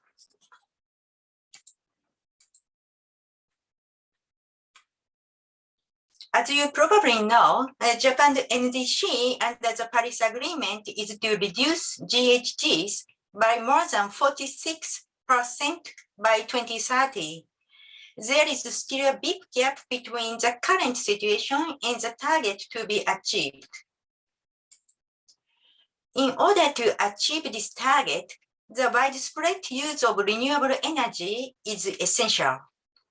At present, its percentage in our electricity sources accounts for only 18%. In 10 years, renewable energy should be a major source of energy in the power mix. In such society, local communities and households will be energy producers rather than just consumers. For this reason, it is indispensable to introduce renewable energy in harmony with local communities and nature. Japan has two levels of local government, namely prefectures and municipalities. As of today, 479 local governments, including Tokyo and Kyoto, announced their commitment to net zero carbon emission by 2050. These local governments represent 112 million people. It means about 90% of Japan's population. In order to achieve net zero by 2050 through cooperation between the national and local governments, the Council for National and Local Decarbonization was established last year. First of all, the Council has announced that it will develop 100 model cases across the country that contribute to solving local and social issues, and at the same time contribute to decarbonized regional development. And these good practices will spread like a domino effect. However, local governments recognize various obstacles to promoting renewables. According to the questionnaire survey conducted by the Yamashita Labo at Hitotsubashi University, the biggest concerns of local governments in 2015 were technical and financial issues. In contrast, the result of the 2020 survey show a rapid increase in the percentage of municipalities that point to environmental conflict between residents and businesses as a serious obstacles. In fact, renewable energy have caused various environmental problems in many places, and lawsuits have been filed against them. For example, there are concerns that mega solar power plants will increase the risk of disasters such as landslides, in addition to the destruction of landscape and deforestation. Wind power generation has also caused low frequency noise problems around residential areas. There are also concerns about the destruction of the landscape and the impact on nature, such as bird strikes. I assume the main causes of these disputes are inadequate land use zoning and ineffective and insufficient public participation. In addition, there is strong dissatisfaction among local residents that development projects, especially those by large outsiders, don't bring benefit to the community. In order to solve these problems from the viewpoint of the SDGs, it is necessary to take measures to promote renewables that will also lead to social and economic revitalization of the communities. What kind of the institutional measures can the legal system provide for local governments? This slide shows an outlook of the legal system on climate change in Japan. Due to time constraints, I would like to focus on the new positive zoning and approval system based on the law concerning global warming, which was revised this year. Positive zoning refers to the pre-designation of areas for the promotion of renewable energy. This contributes to improved predictability for both residents and project operators. The approval system for projects within the designated zones represents a kind of deregulation, providing a one-stop service for project operators. First, the various relevant permits under the National Parks Act, Forestry Act, and so on will be integrated into one approval. Project operators will not need to apply for each of those permits. Furthermore, a simplified EIA procedure will be applied to such project. What is the simplified EIA procedure? In Japan, SEA, Strategic Environmental Assessment, has not yet been introduced. Instead, the primary environmental impact consideration procedure has been introduced, which enables environmental consideration at an earlier stage and thus provides more alternatives for making better decisions.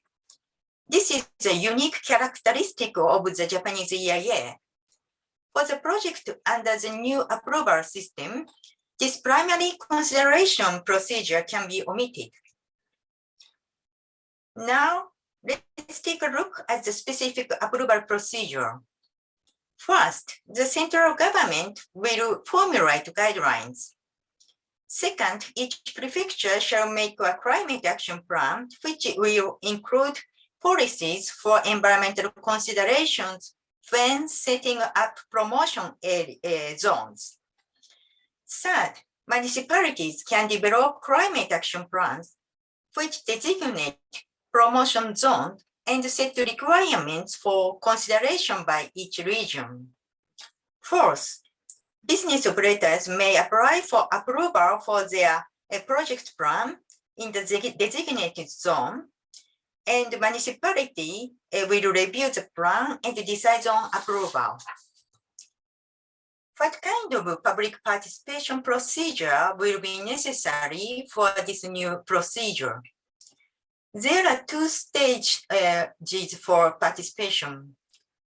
First one is participation during the formulation of the action plan of prefecture and municipality. Another opportunity is a public participation based on the EIA law in the case of projects for which the EIA is mandatory. However, there is a question as to whether these two opportunities for participation are not sufficient because there is no participation opportunity at the approval stage of a specific project. Public participation will be conducted only at the zoning stage. In addition, it is not required for every applied project to conduct an EIA.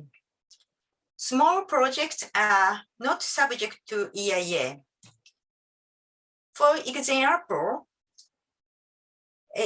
in the past, EIA was mandatory for wind power of 10,000 kilowatts or above. However, in order to promote wind energy, the regulation took place and the scope of EIA was limited. EIA is now required only for wind power generation of 50,000 kilowatts and above. Another critical point is the method for participation. During the zoning procedure, two types of public participation shall be conducted. First, local government have to take measures necessary to reflect opinions of residents. However, choice of concrete method is left to the discretion of each local government. And the typical selected method has been mere public comment. Only progressive local government have organized public hearing and or dialogue with public consent. Second, a consultation with the Council for Local Action Plan is more important. Organizing councils to promote voluntary activities is a typical Japanese method of consensus building. The Council for Local Action Plan will be established by prefecture and or municipality. Its task is to promote the formulation and implementation of local action plans. It doesn't have authority to make a decision, but the council members should respect the result of the discussion. Its members are diverse. It includes also NGOs, residents, and business operators, in addition to administrative organizations. Several local governments have established the councils. However, due to lack of sufficient resources, meetings are held only minimally, and it seems difficult to deliberate on issues and concerns that are important to residents. In this situation, what is noteworthy are the unique efforts of advanced local governments. For example, Ida City enacted the ordinance concerning building a sustainable society through the introduction of renewable energy to recognize local environmental rights. This ordinance set forth the principle of renewable energy. First, renewable energy should be used in harmony with the natural environment and the lives of local residents. Second, renewable energy should be used based on the decision of local community. And Ida City has been supporting participatory renewable energy projects. This is one of the first local initiatives to adopt a right-based approach in the Japanese renewable policy. Such local efforts are being made in other parts of Japan as well. Now, I will come to conclusion. First, SEA should be introduced. If the early environmental consideration procedure is omitted, it is essential to introduce SEA into the action plan with positive dawning of the municipality. Second, I'd like to emphasize the importance of effective public participation system. Unlike parties of the Earth Convention, Public Participation Convention, such as Sweden, the right to participate is not sufficiently guaranteed in Japan. Judicial control over improper public participation should be strengthened too. In addition, in order to improve the functioning of Regional Action Plan Council, it is important to provide with financial support for them. Finally, local initiatives are the key to decarbonization, and local governments are expected to enact ordinances according to local circumstances. Thank you for your attention.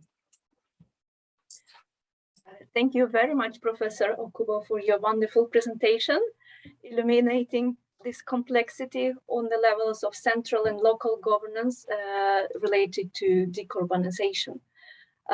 Thank you very much. Now it's time for the interactive part of the session, and I invite Professor Komatsu to start the panel discussion with the speakers.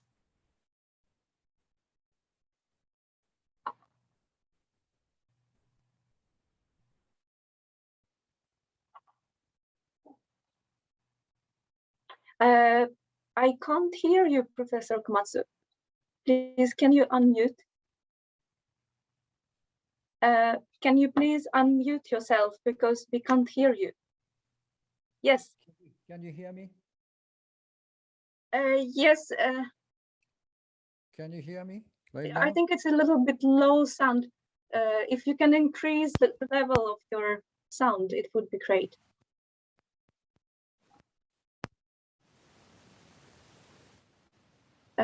I still don't hear you. Okay. But now I hear something. Yes, it's much better now. I took out my earphone. It makes me to hear. Yeah, it's great now. Thank you. Thank you very much, three of you. It's very much thought-provoking and the stimulus for us to look for the future regarding how we proceed or how we kind of take into account both positive and negative aspect for the future itself. And in particular, I think a presentation made by Johansson, where Swedish sort of government and the community make a kind of progress in terms of introduction of renewable energy could be a good basis to some extent for the Japan's sort of promoting or prudently consider in terms of introduction to the introduction of the renewable energy, such as windmill and also solar panels. And I think a presentation of Dr. Marilyn Linehan's one is also kind of future-looking, good presentation to consider how we behave as a corporate and the government in terms of good-looking, transparent numbers for the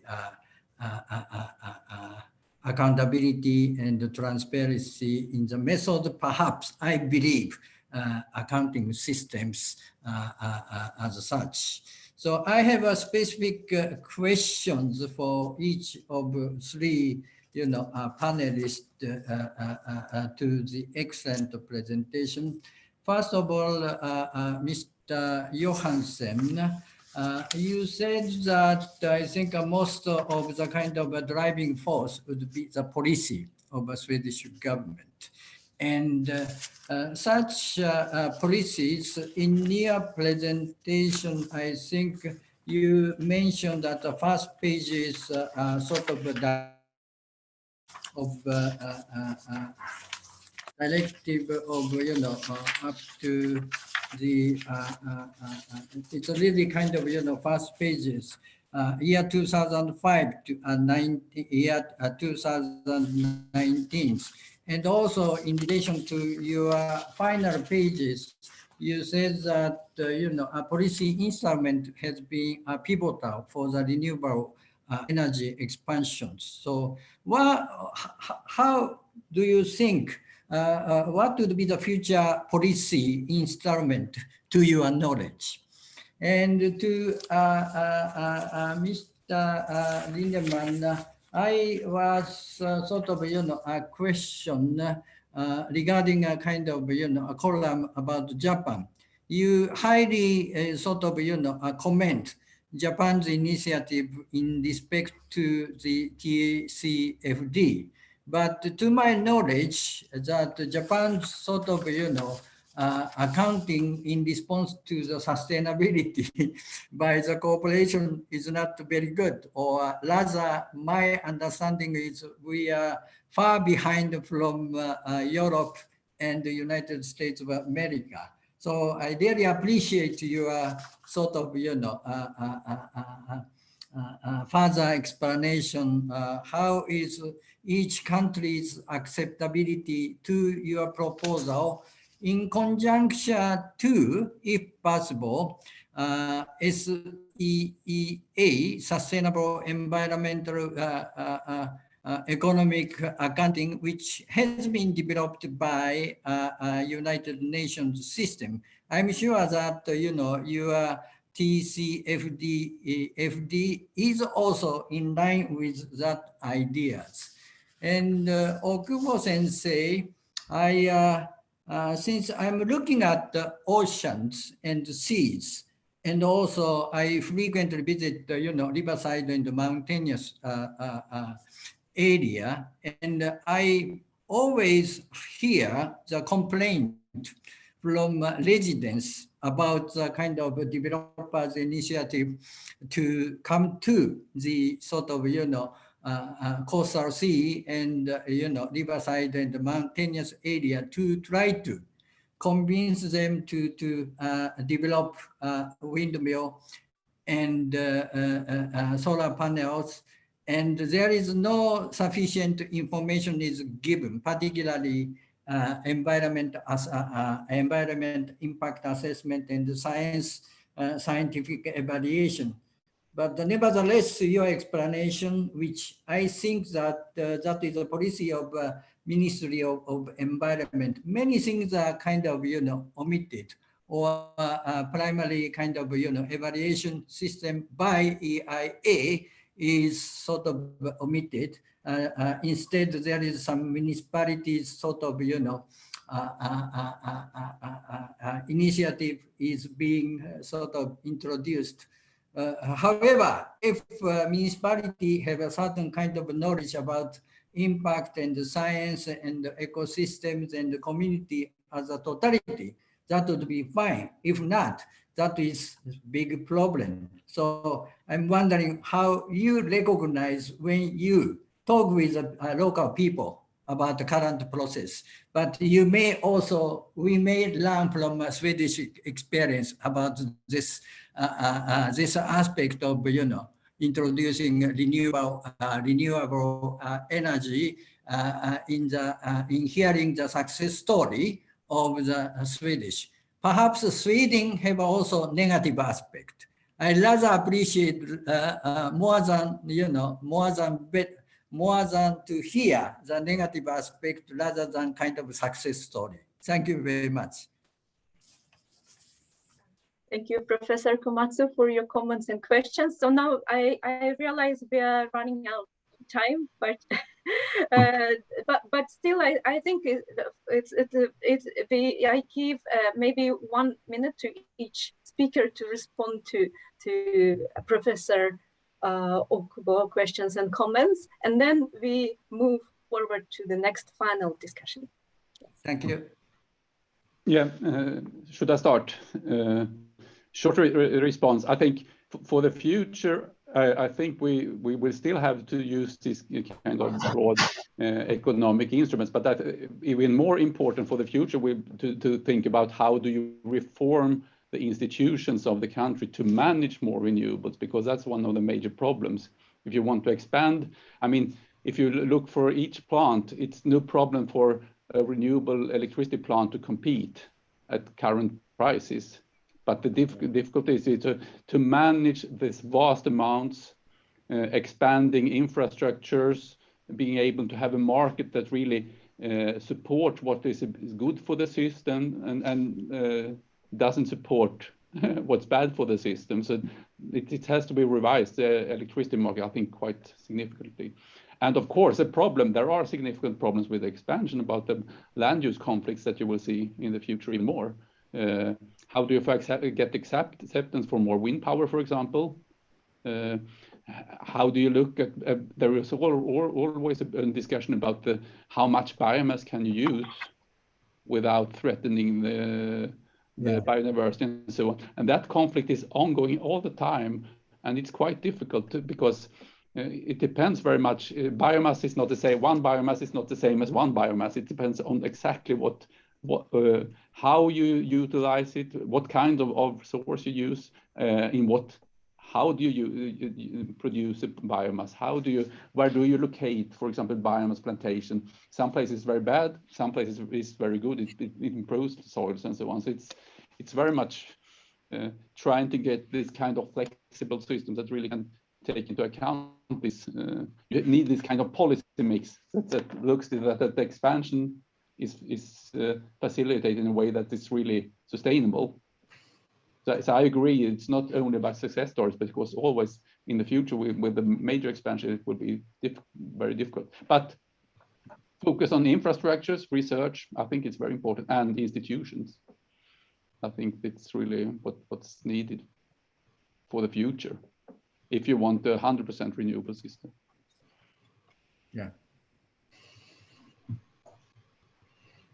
Thank you. Next, maybe Mr. Linehan would like to respond to Professor. Sure. Yes. Yeah, sure. A very perceptive question. Thank you. And in short, the TCFD is very much at the start of its life, and the implementation is patchy. So companies aren't, implementing all the recommendations yet, and it's going to take a while, another 5 years maybe, before we see the benefits of it. But it's very much by starting to implement it, you're laying the foundation, but it will take a while. Thank you. keeping it short. Yes, that's great. Thank you. And now maybe Professor Okubo would like to respond to Professor Komatsu's question shortly. Yeah, thank you for your comments, Dr. Komatsu. I totally agree with you. So if the regulation is introduced, and then public participation also should be strengthened. However, so the government very rely on new consultation system with council, but I'm very doubtful. So whether this new council is effective or not. Yeah. So very short comment. Thank you. Thank you very much. Now I think I can't see any additional questions in the Q&A or in the chat.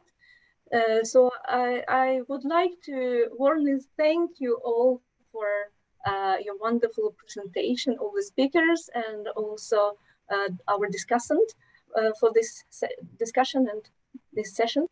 And I would like to now move forward and give the floor to Ms. Mahima Dugal for the next part of this symposium. Thank you so much, Dr. Saberfield. Hello, and welcome to the concluding panel discussion. We have had a great couple of days with some really thought-provoking and riveting presentations. And we thought that a good way to end this would be to reflect on the way forward now. So coming back to the theme of the symposium, renewable energy and climate cooperation between Sweden and Japan, I would like to pose two questions to all the panelists. And so the first question is, what are the specific 3 areas where Sweden and Japan, if Japan's effective cooperation can be executed moving forward, and what should our priorities be here to respond effectively to the climate crisis? And second, keeping in mind the scope of our project, the ISDP-KIIP project, what are the 3 specific areas where Japan can learn from Sweden and vice versa? So with these questions, I will invite our speakers to make their remarks, very pointed remarks because of the lack of time, I'm sorry. But each speaker will have about 2 to 3 minutes, perhaps. And then we can move on to questions by members and the audience if we have sufficient time. And if you wish to comment at any time at all, please use the raise your hand function, or you can just drop me a message if you have any questions that you want to pose or any specific comment you'd like to make. So with that, let me begin by inviting Professor Sandra Kajota from Aalborg University, who is also an associated senior research fellow at ISDP, to make her comments. Over to you, yes. Professor Kajota. Thank you so much. I will be very brief. I think that there are the 3 main areas which could be relevant for an exchange of cooperation and inspiration from both sides, Sweden and Japan, are firstly the theme of public participation in renewable energies from a regulatory point of view, because as I learned today, it seems that Japan has a problem with this part. And certainly the second is disaster risk reduction, because of the experience that Japan can bring and the exchange with Euros with regards to the management regarding climate change risks. And thirdly, in the area of ocean, certainly pollution, marine ocean governance, also in relation to the management, for example, of nature-based solutions, which are relevant in Japan. But as I learned from Professor Okubo, the speaker, about the problem of public participation, that really gave a clear picture today, it seems Japan has a problem to enable citizens to be entitled, or NGOs to file lawsuits. So for environmental conservation and with positive results. So Japan has not established, I'm wondering if Japan has established a litigation system so far as we have in other countries, and as a new phenomenon of reaction of inefficiencies to tackle climate crisis. So this is a positive aspect rising from the bottom up.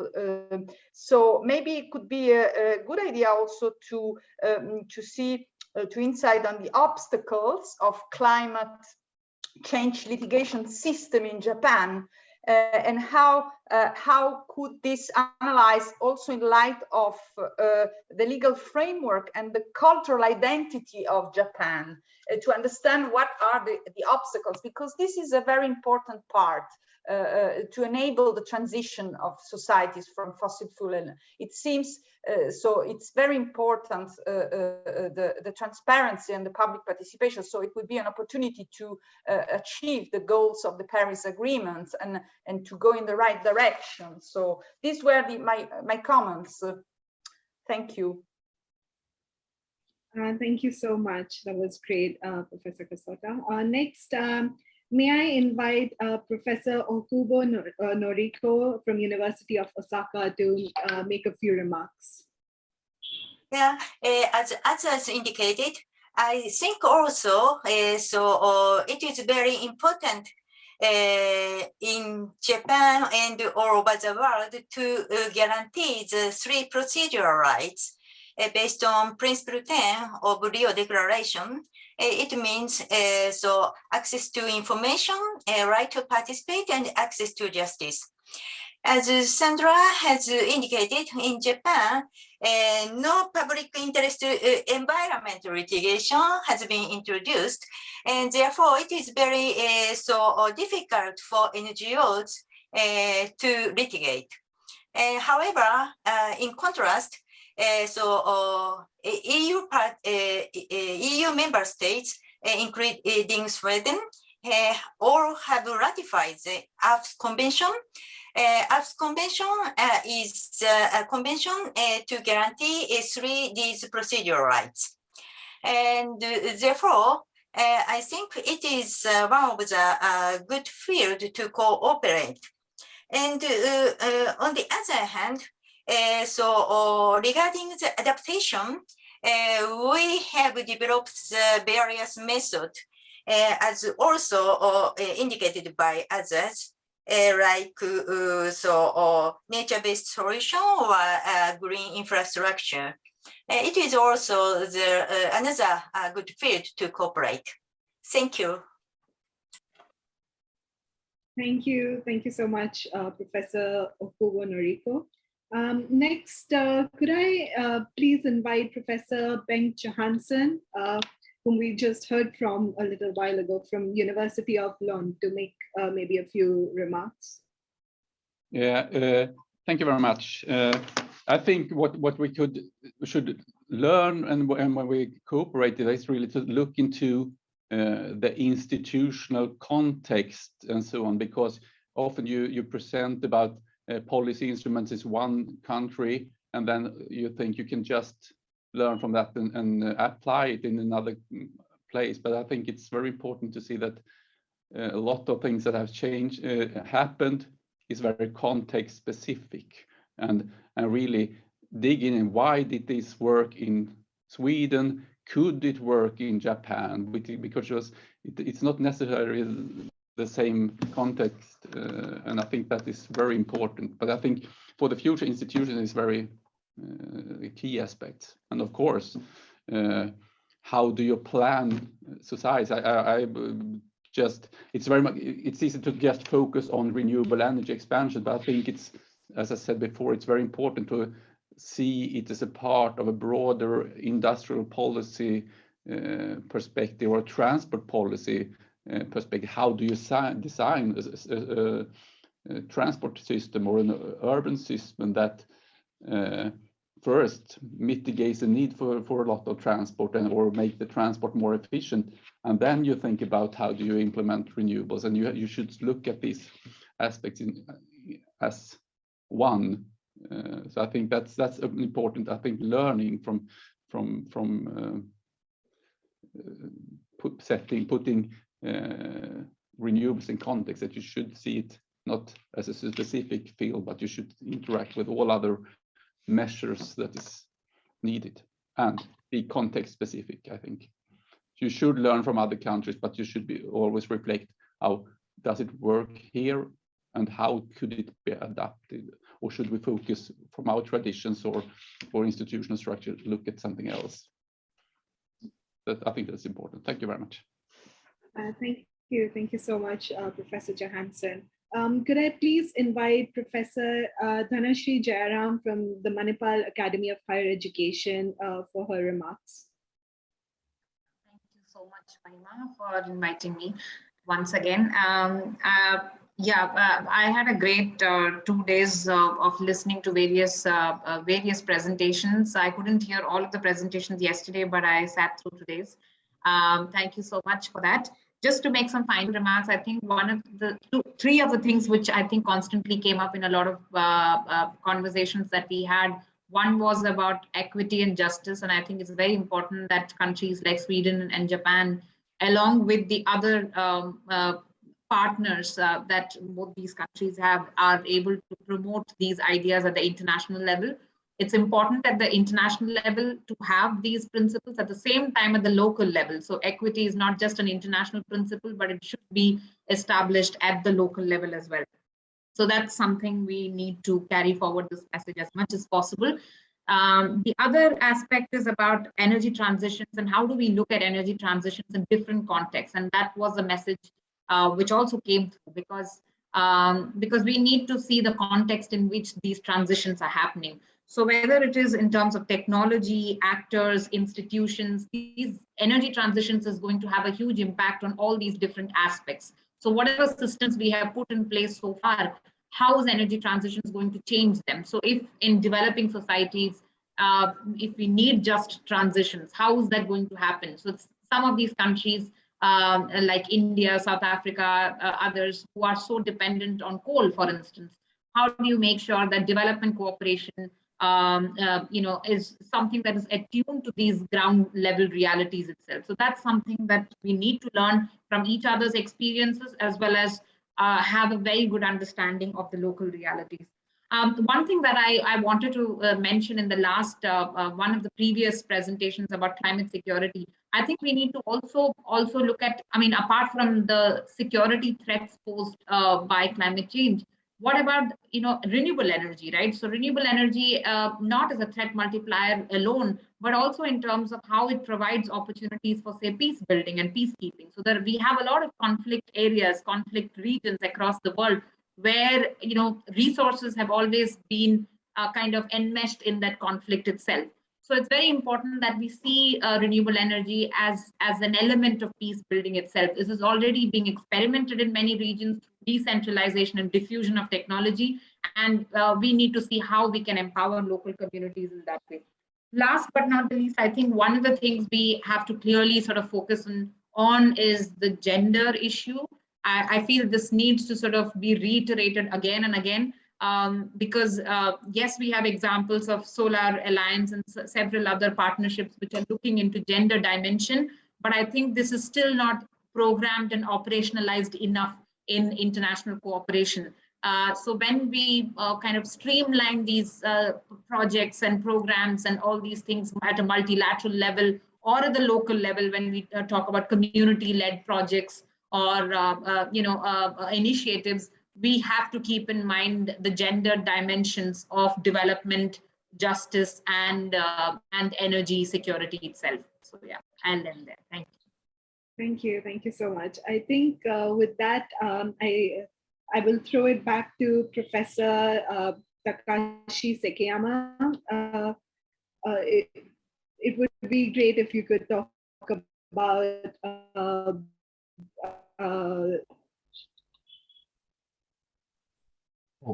thank you very much, Ms. Dagal. Well, yeah, as I told you earlier, I think there are many things which Sweden and Japan can do to tackle climate change. In particular, if you look at the globe from the Arctic, you can realize Sweden and Japan are neighbor countries across the Arctic Ocean.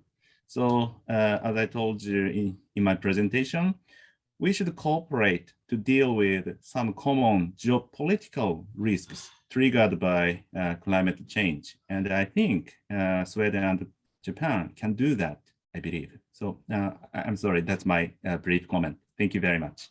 Thank you so much.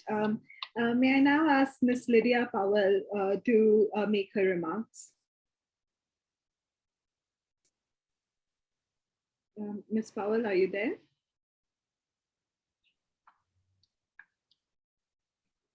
Okay, I think let's move on. Perhaps Dr. Sablefield, perhaps you'd like to make a comment.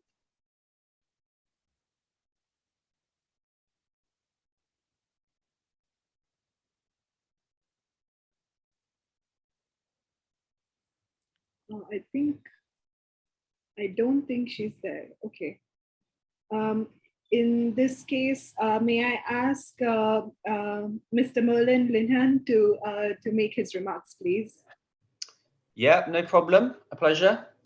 So, thinking about Swedish-Japanese cooperation, I think on a kind of subnational basis with banks and companies, I think these institutions can cooperate by sharing information about their TCFD recommendations and data.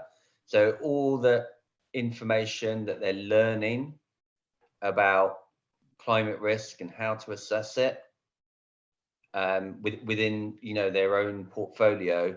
I think by sharing and information about data and exchanging ideas as well about how to measure climate risk, which is still a really new field. It's very young and it's still being developed. So and my own personal experience is that when banks start doing it and they haven't done it before, it's a very steep learning curve.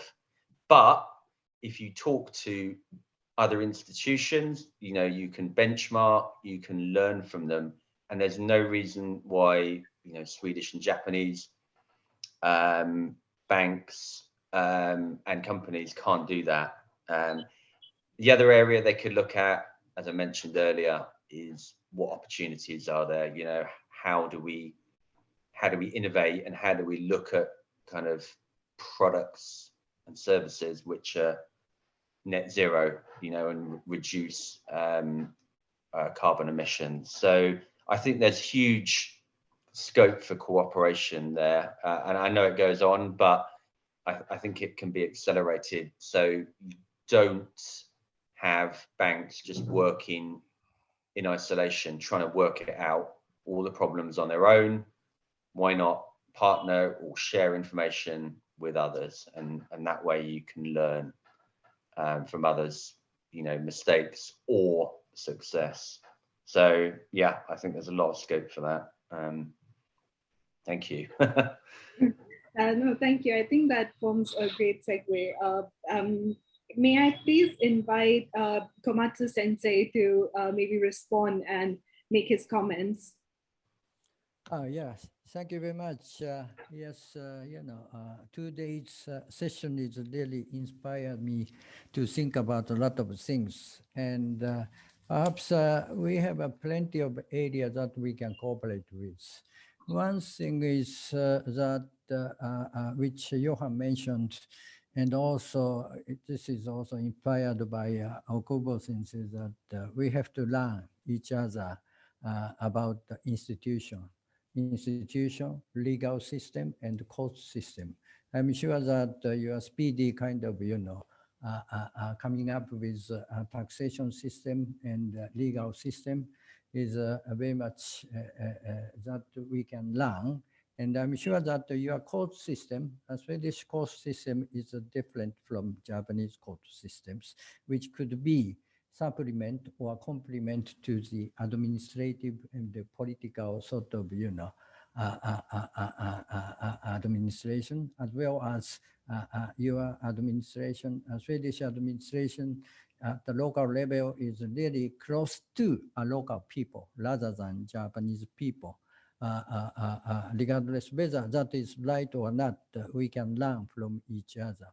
Secondly, looking at, I think, Swedish electricity's origin, you have plenty of dams and nuclears. And we have also a big amount of nuclear and so many dams, which also have a negative connotation for the natures. Dam is kind of disturbing to the biodiversity and migratory sort of ranges and transportation and also good view. Nuclear is also kind of, not only should be appreciated by the, I think, direct zero carbon emission, but nuclear waste and heat. Heat is just, used up 1/3 of entire generated heat. Others are dumped in the ocean, which also warmed up the rivers and the oceans. This is very much a severe concern rather than big headache than climate changes. Ocean warming is a very much big issue. Finally, you mentioned, justice and equity among peoples, but we must also stress justice and equity and fairness between current generation and the future generation. That is our tasks that we have to think about seriously on this. Yeah, thank you. Thank you, Komatsu Sensei, for those very pointed remarks. And lastly, I'd like to call Shikata Sensei. If you have any comments, this would be a great way to end the.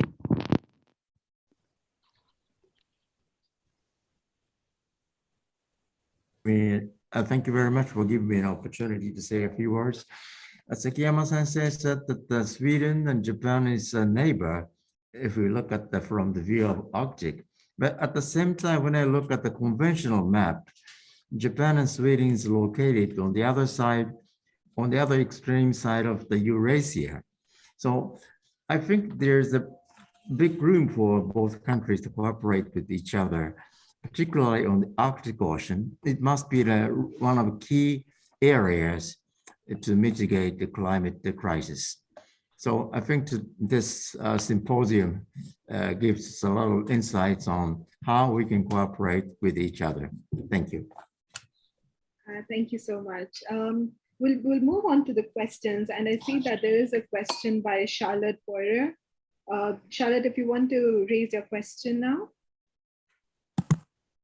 Yes, hello. Thank you everyone for this very interesting event. Yesterday, Professor Jayaram discussed about the EU strategy for the Indo-Pacific and alternatives to the Chinese Belt and Road Initiative strategy. How do you see the role of the EU in engaging China to step up its climate action? This is perhaps a good question for Professor Jayaram or Dr. Kajota. Thank you.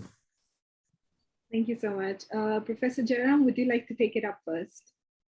Yeah, okay. The geopolitics is drawn in such a way right now that most of the other arrangements are being seen as alternatives to China's BRI. But we need to understand that China's BRI is quite an extensive geoeconomic, geopolitical project which runs into various continents and countries.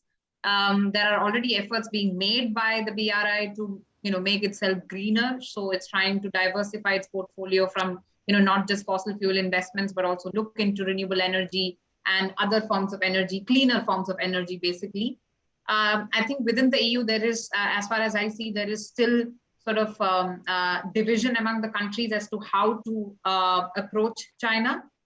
So there are some countries which want to finalize the trade and investment agreement and see how to carry it forward, including on these issues, energy-related issues. But overall, if you see, the mood is such that there is that anti-China sentiment, which is quite palpable in many European countries.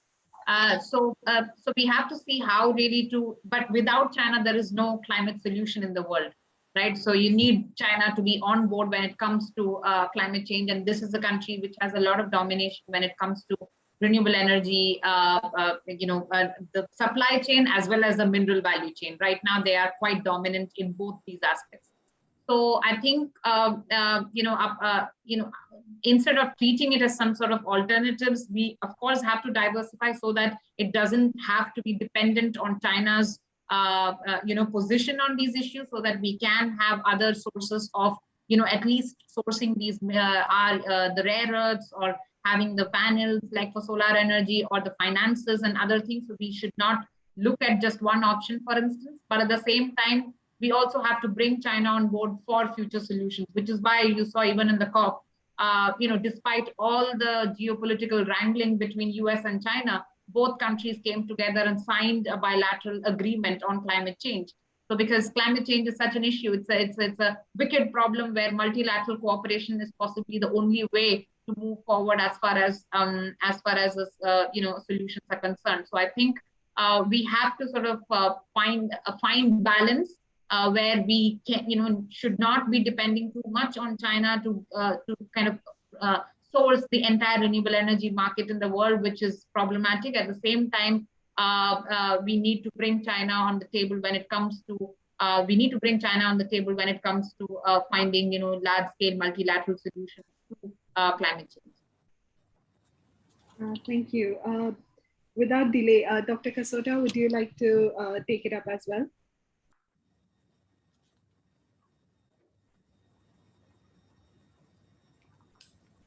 Sorry, I can't hear you. I think you're on mute.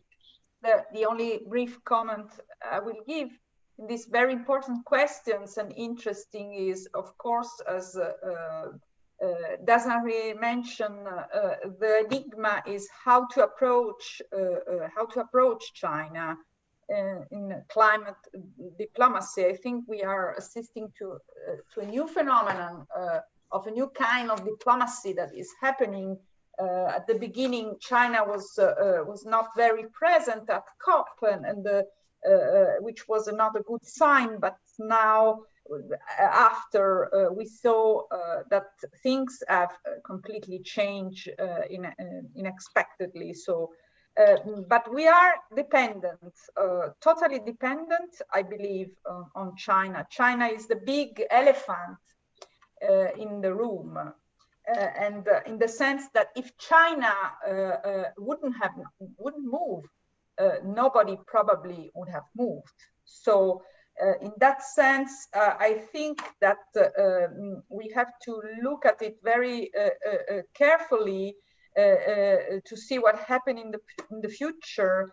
And of course, China has promised and committed to climate change neutrality by 2060, but this is of course a very, very long way. So we will have to study very closely what is happening, because we are dependent. Okay, thank you so much. I know we are out of time, but if you'll just bear with me, we'll take up one last question before we move on to the closing remarks and the vote of thanks. So Peter, you had a question you wanted to pose. Please go ahead. Thank you so much, Mahima. Yes, I had a question I wanted to pose to Professor Bengt Johansson about Swedish future climate policies. So I think recently in Sweden, we've had a little bit of political turmoil with the current government facing some significant challenges. And next year, we will also have an election, and there's also the potential of a new government.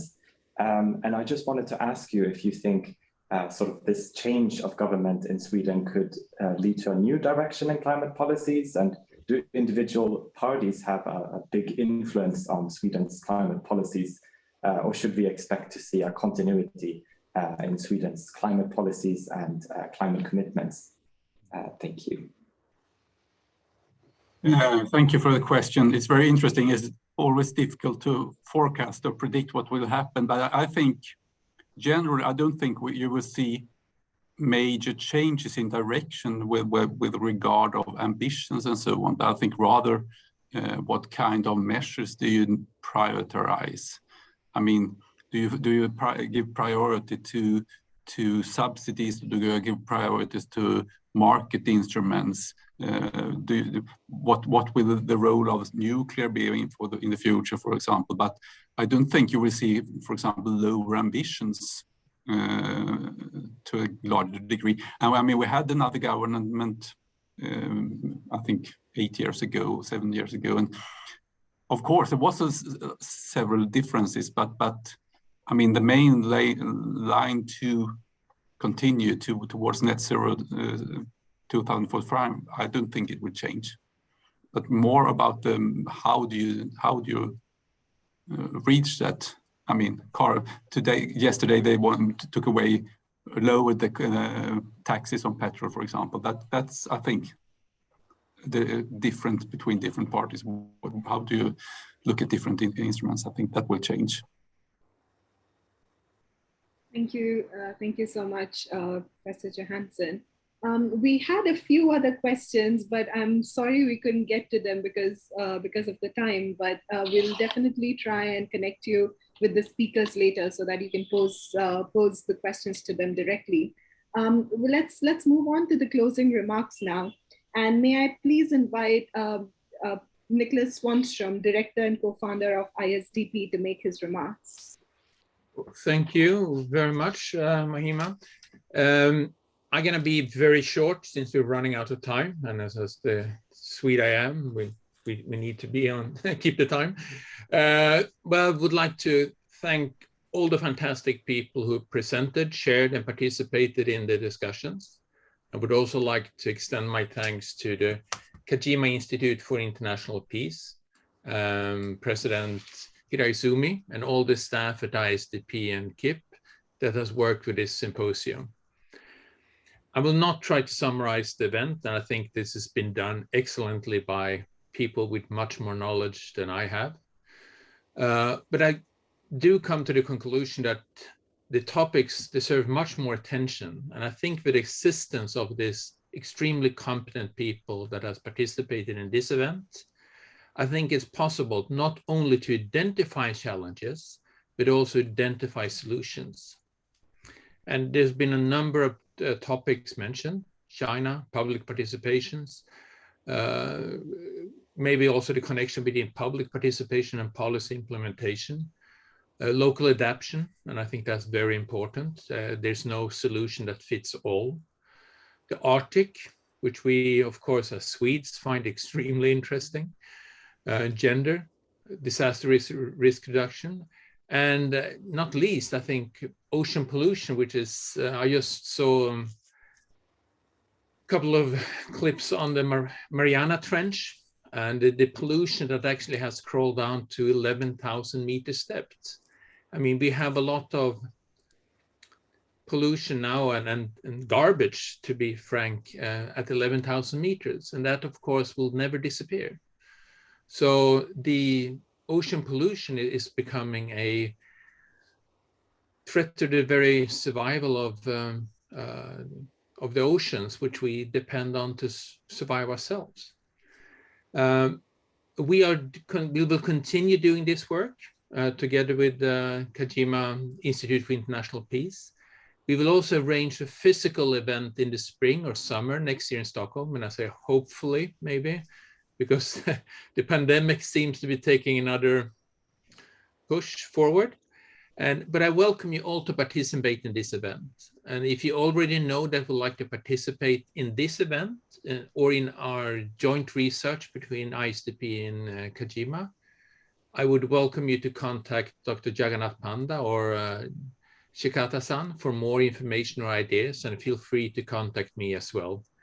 But with that, I will hand over to President Hiraizumi for his concluding remarks. I don't have a concluding remark to speak of. All I can say is I'm just exhausted. After 7 hours thinking in English, for instance, already have like 5 hours of Japanese study group session today. So at the very end of the week, I think everybody else is exhausted as well, but I am exhausted. I'm an old man. I have two takeaways from these two tiring, exhausting days. One was that I believe, although we haven't discussed in detail about this subject matter, but I think the international sustainability standards, which is the accounting standard, which will come into being in Europe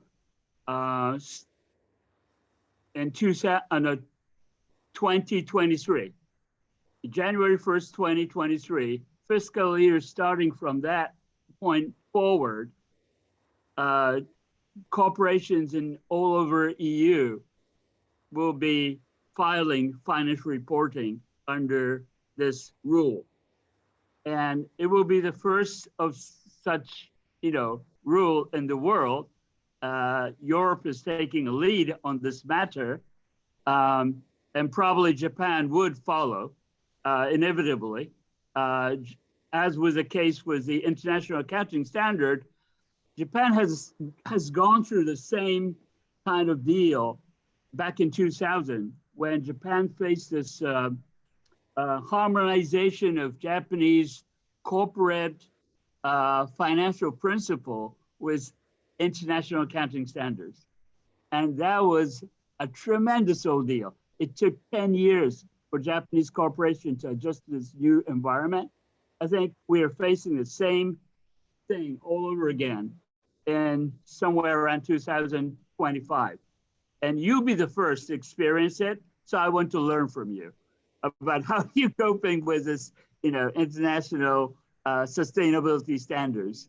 Tell us how you, how you're doing and what are the problems that you're facing. Number two, I heard a lot of, I mean, this, this whole, symposium was on the renewable energy. And I find that the, energy industry is a very tightly regulated industry in Japan because we lack natural resources. We import almost all the energy source from, abroad. And this, regulation was done by infamous MITI, Ministry of International Trade and Industry. And they changed their name to METI,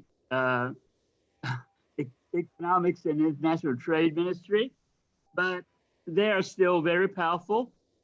And, the Abe administration, Kishida administration, the top, chief of staff are manned by this ex-MITI guy. So it is very, highly regulated industry, and it's hard to change rules here. Dr. Johansson talked about this context. This is a Japanese context when it comes to renewable energy. So probably Japan should look into other fields such as, reducing food waste in order to lower the carbon, emission, or maybe focus on plant-rich diet, which I picked from this book called Drawdown.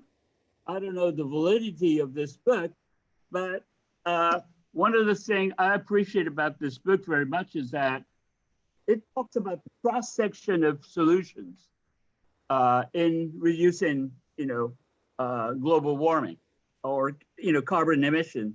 So, one of the ways that Japan should take, maybe not the energy, but, some other, solutions which can reduce the carbon emission. Thank you. That'll be all. See you some other time. Thank you. Thank you so much, President Hiraizumi and Dr. Swanstrom. Lastly, just 2 more minutes. I know it has been a very exhausting 2 days, but we'll just end with a vote of thanks.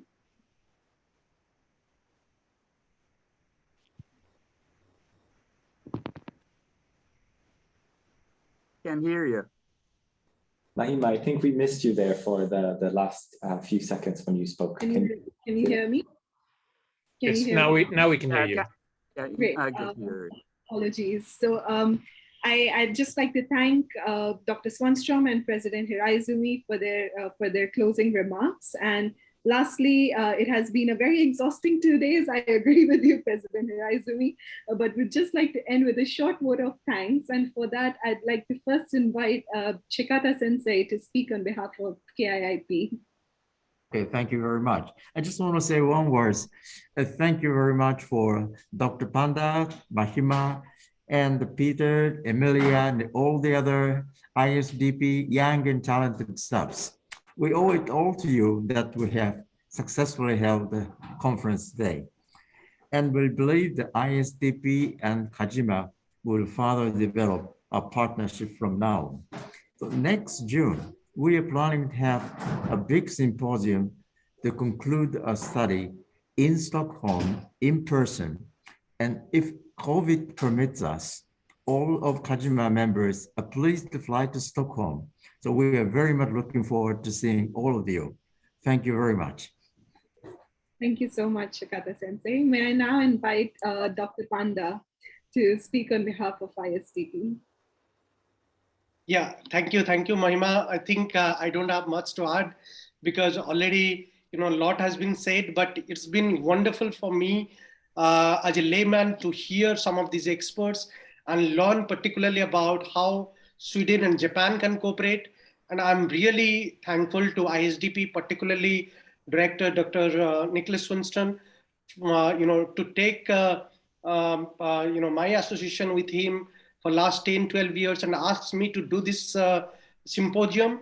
And also I'm equally thankful to President Hiraizumi-san, who has been kind enough to find time not only to attend our meeting, but also to extend the cooperative hand between ISDP and KIIP. As Sikata-san mentioned, probably as a part of this project, there will be a physical meeting, and me and Sikata-san, we are going to speak to COVID to allow us to have this physical meeting. So we need your support, we need your cooperation. Some of you have been excellent, and we are definitely going to be in touch with you and invite you to speak in Stockholm probably. And probably this symposium will set a target for future goals, that we need more dialogues between institutions, more dialogues between NGOs from both the countries, and particularly between Europe and Asia. And I thank you for all listening here and being here. And also I must thank the excellent ISDP team, that is Peter, Mahima, Emilia, Atmaja, and also including all the other interns from other centers of ISDP who has been kind enough for me to stay in touch with me and to follow my instruction and order, even though I do not have a legitimate right to ask any of them to work for this project, but they have been kind enough to extend their cooperative hand. I am also equally thankful to Ambassador Lars Baggo, Professor Sandra Kajota, and Dr. Svetlana Savelfeld. They have been tremendously helpful in terms of guiding for this project, finding experts, and also, time to time help us with their suggestions and guidance. Again, I'll stop here by thanking President Hiraizumi-san and Dr. Sonchon-san for their gracious presence and being a part of this symposium. Thank you very much. Have a good day, good weekend ahead.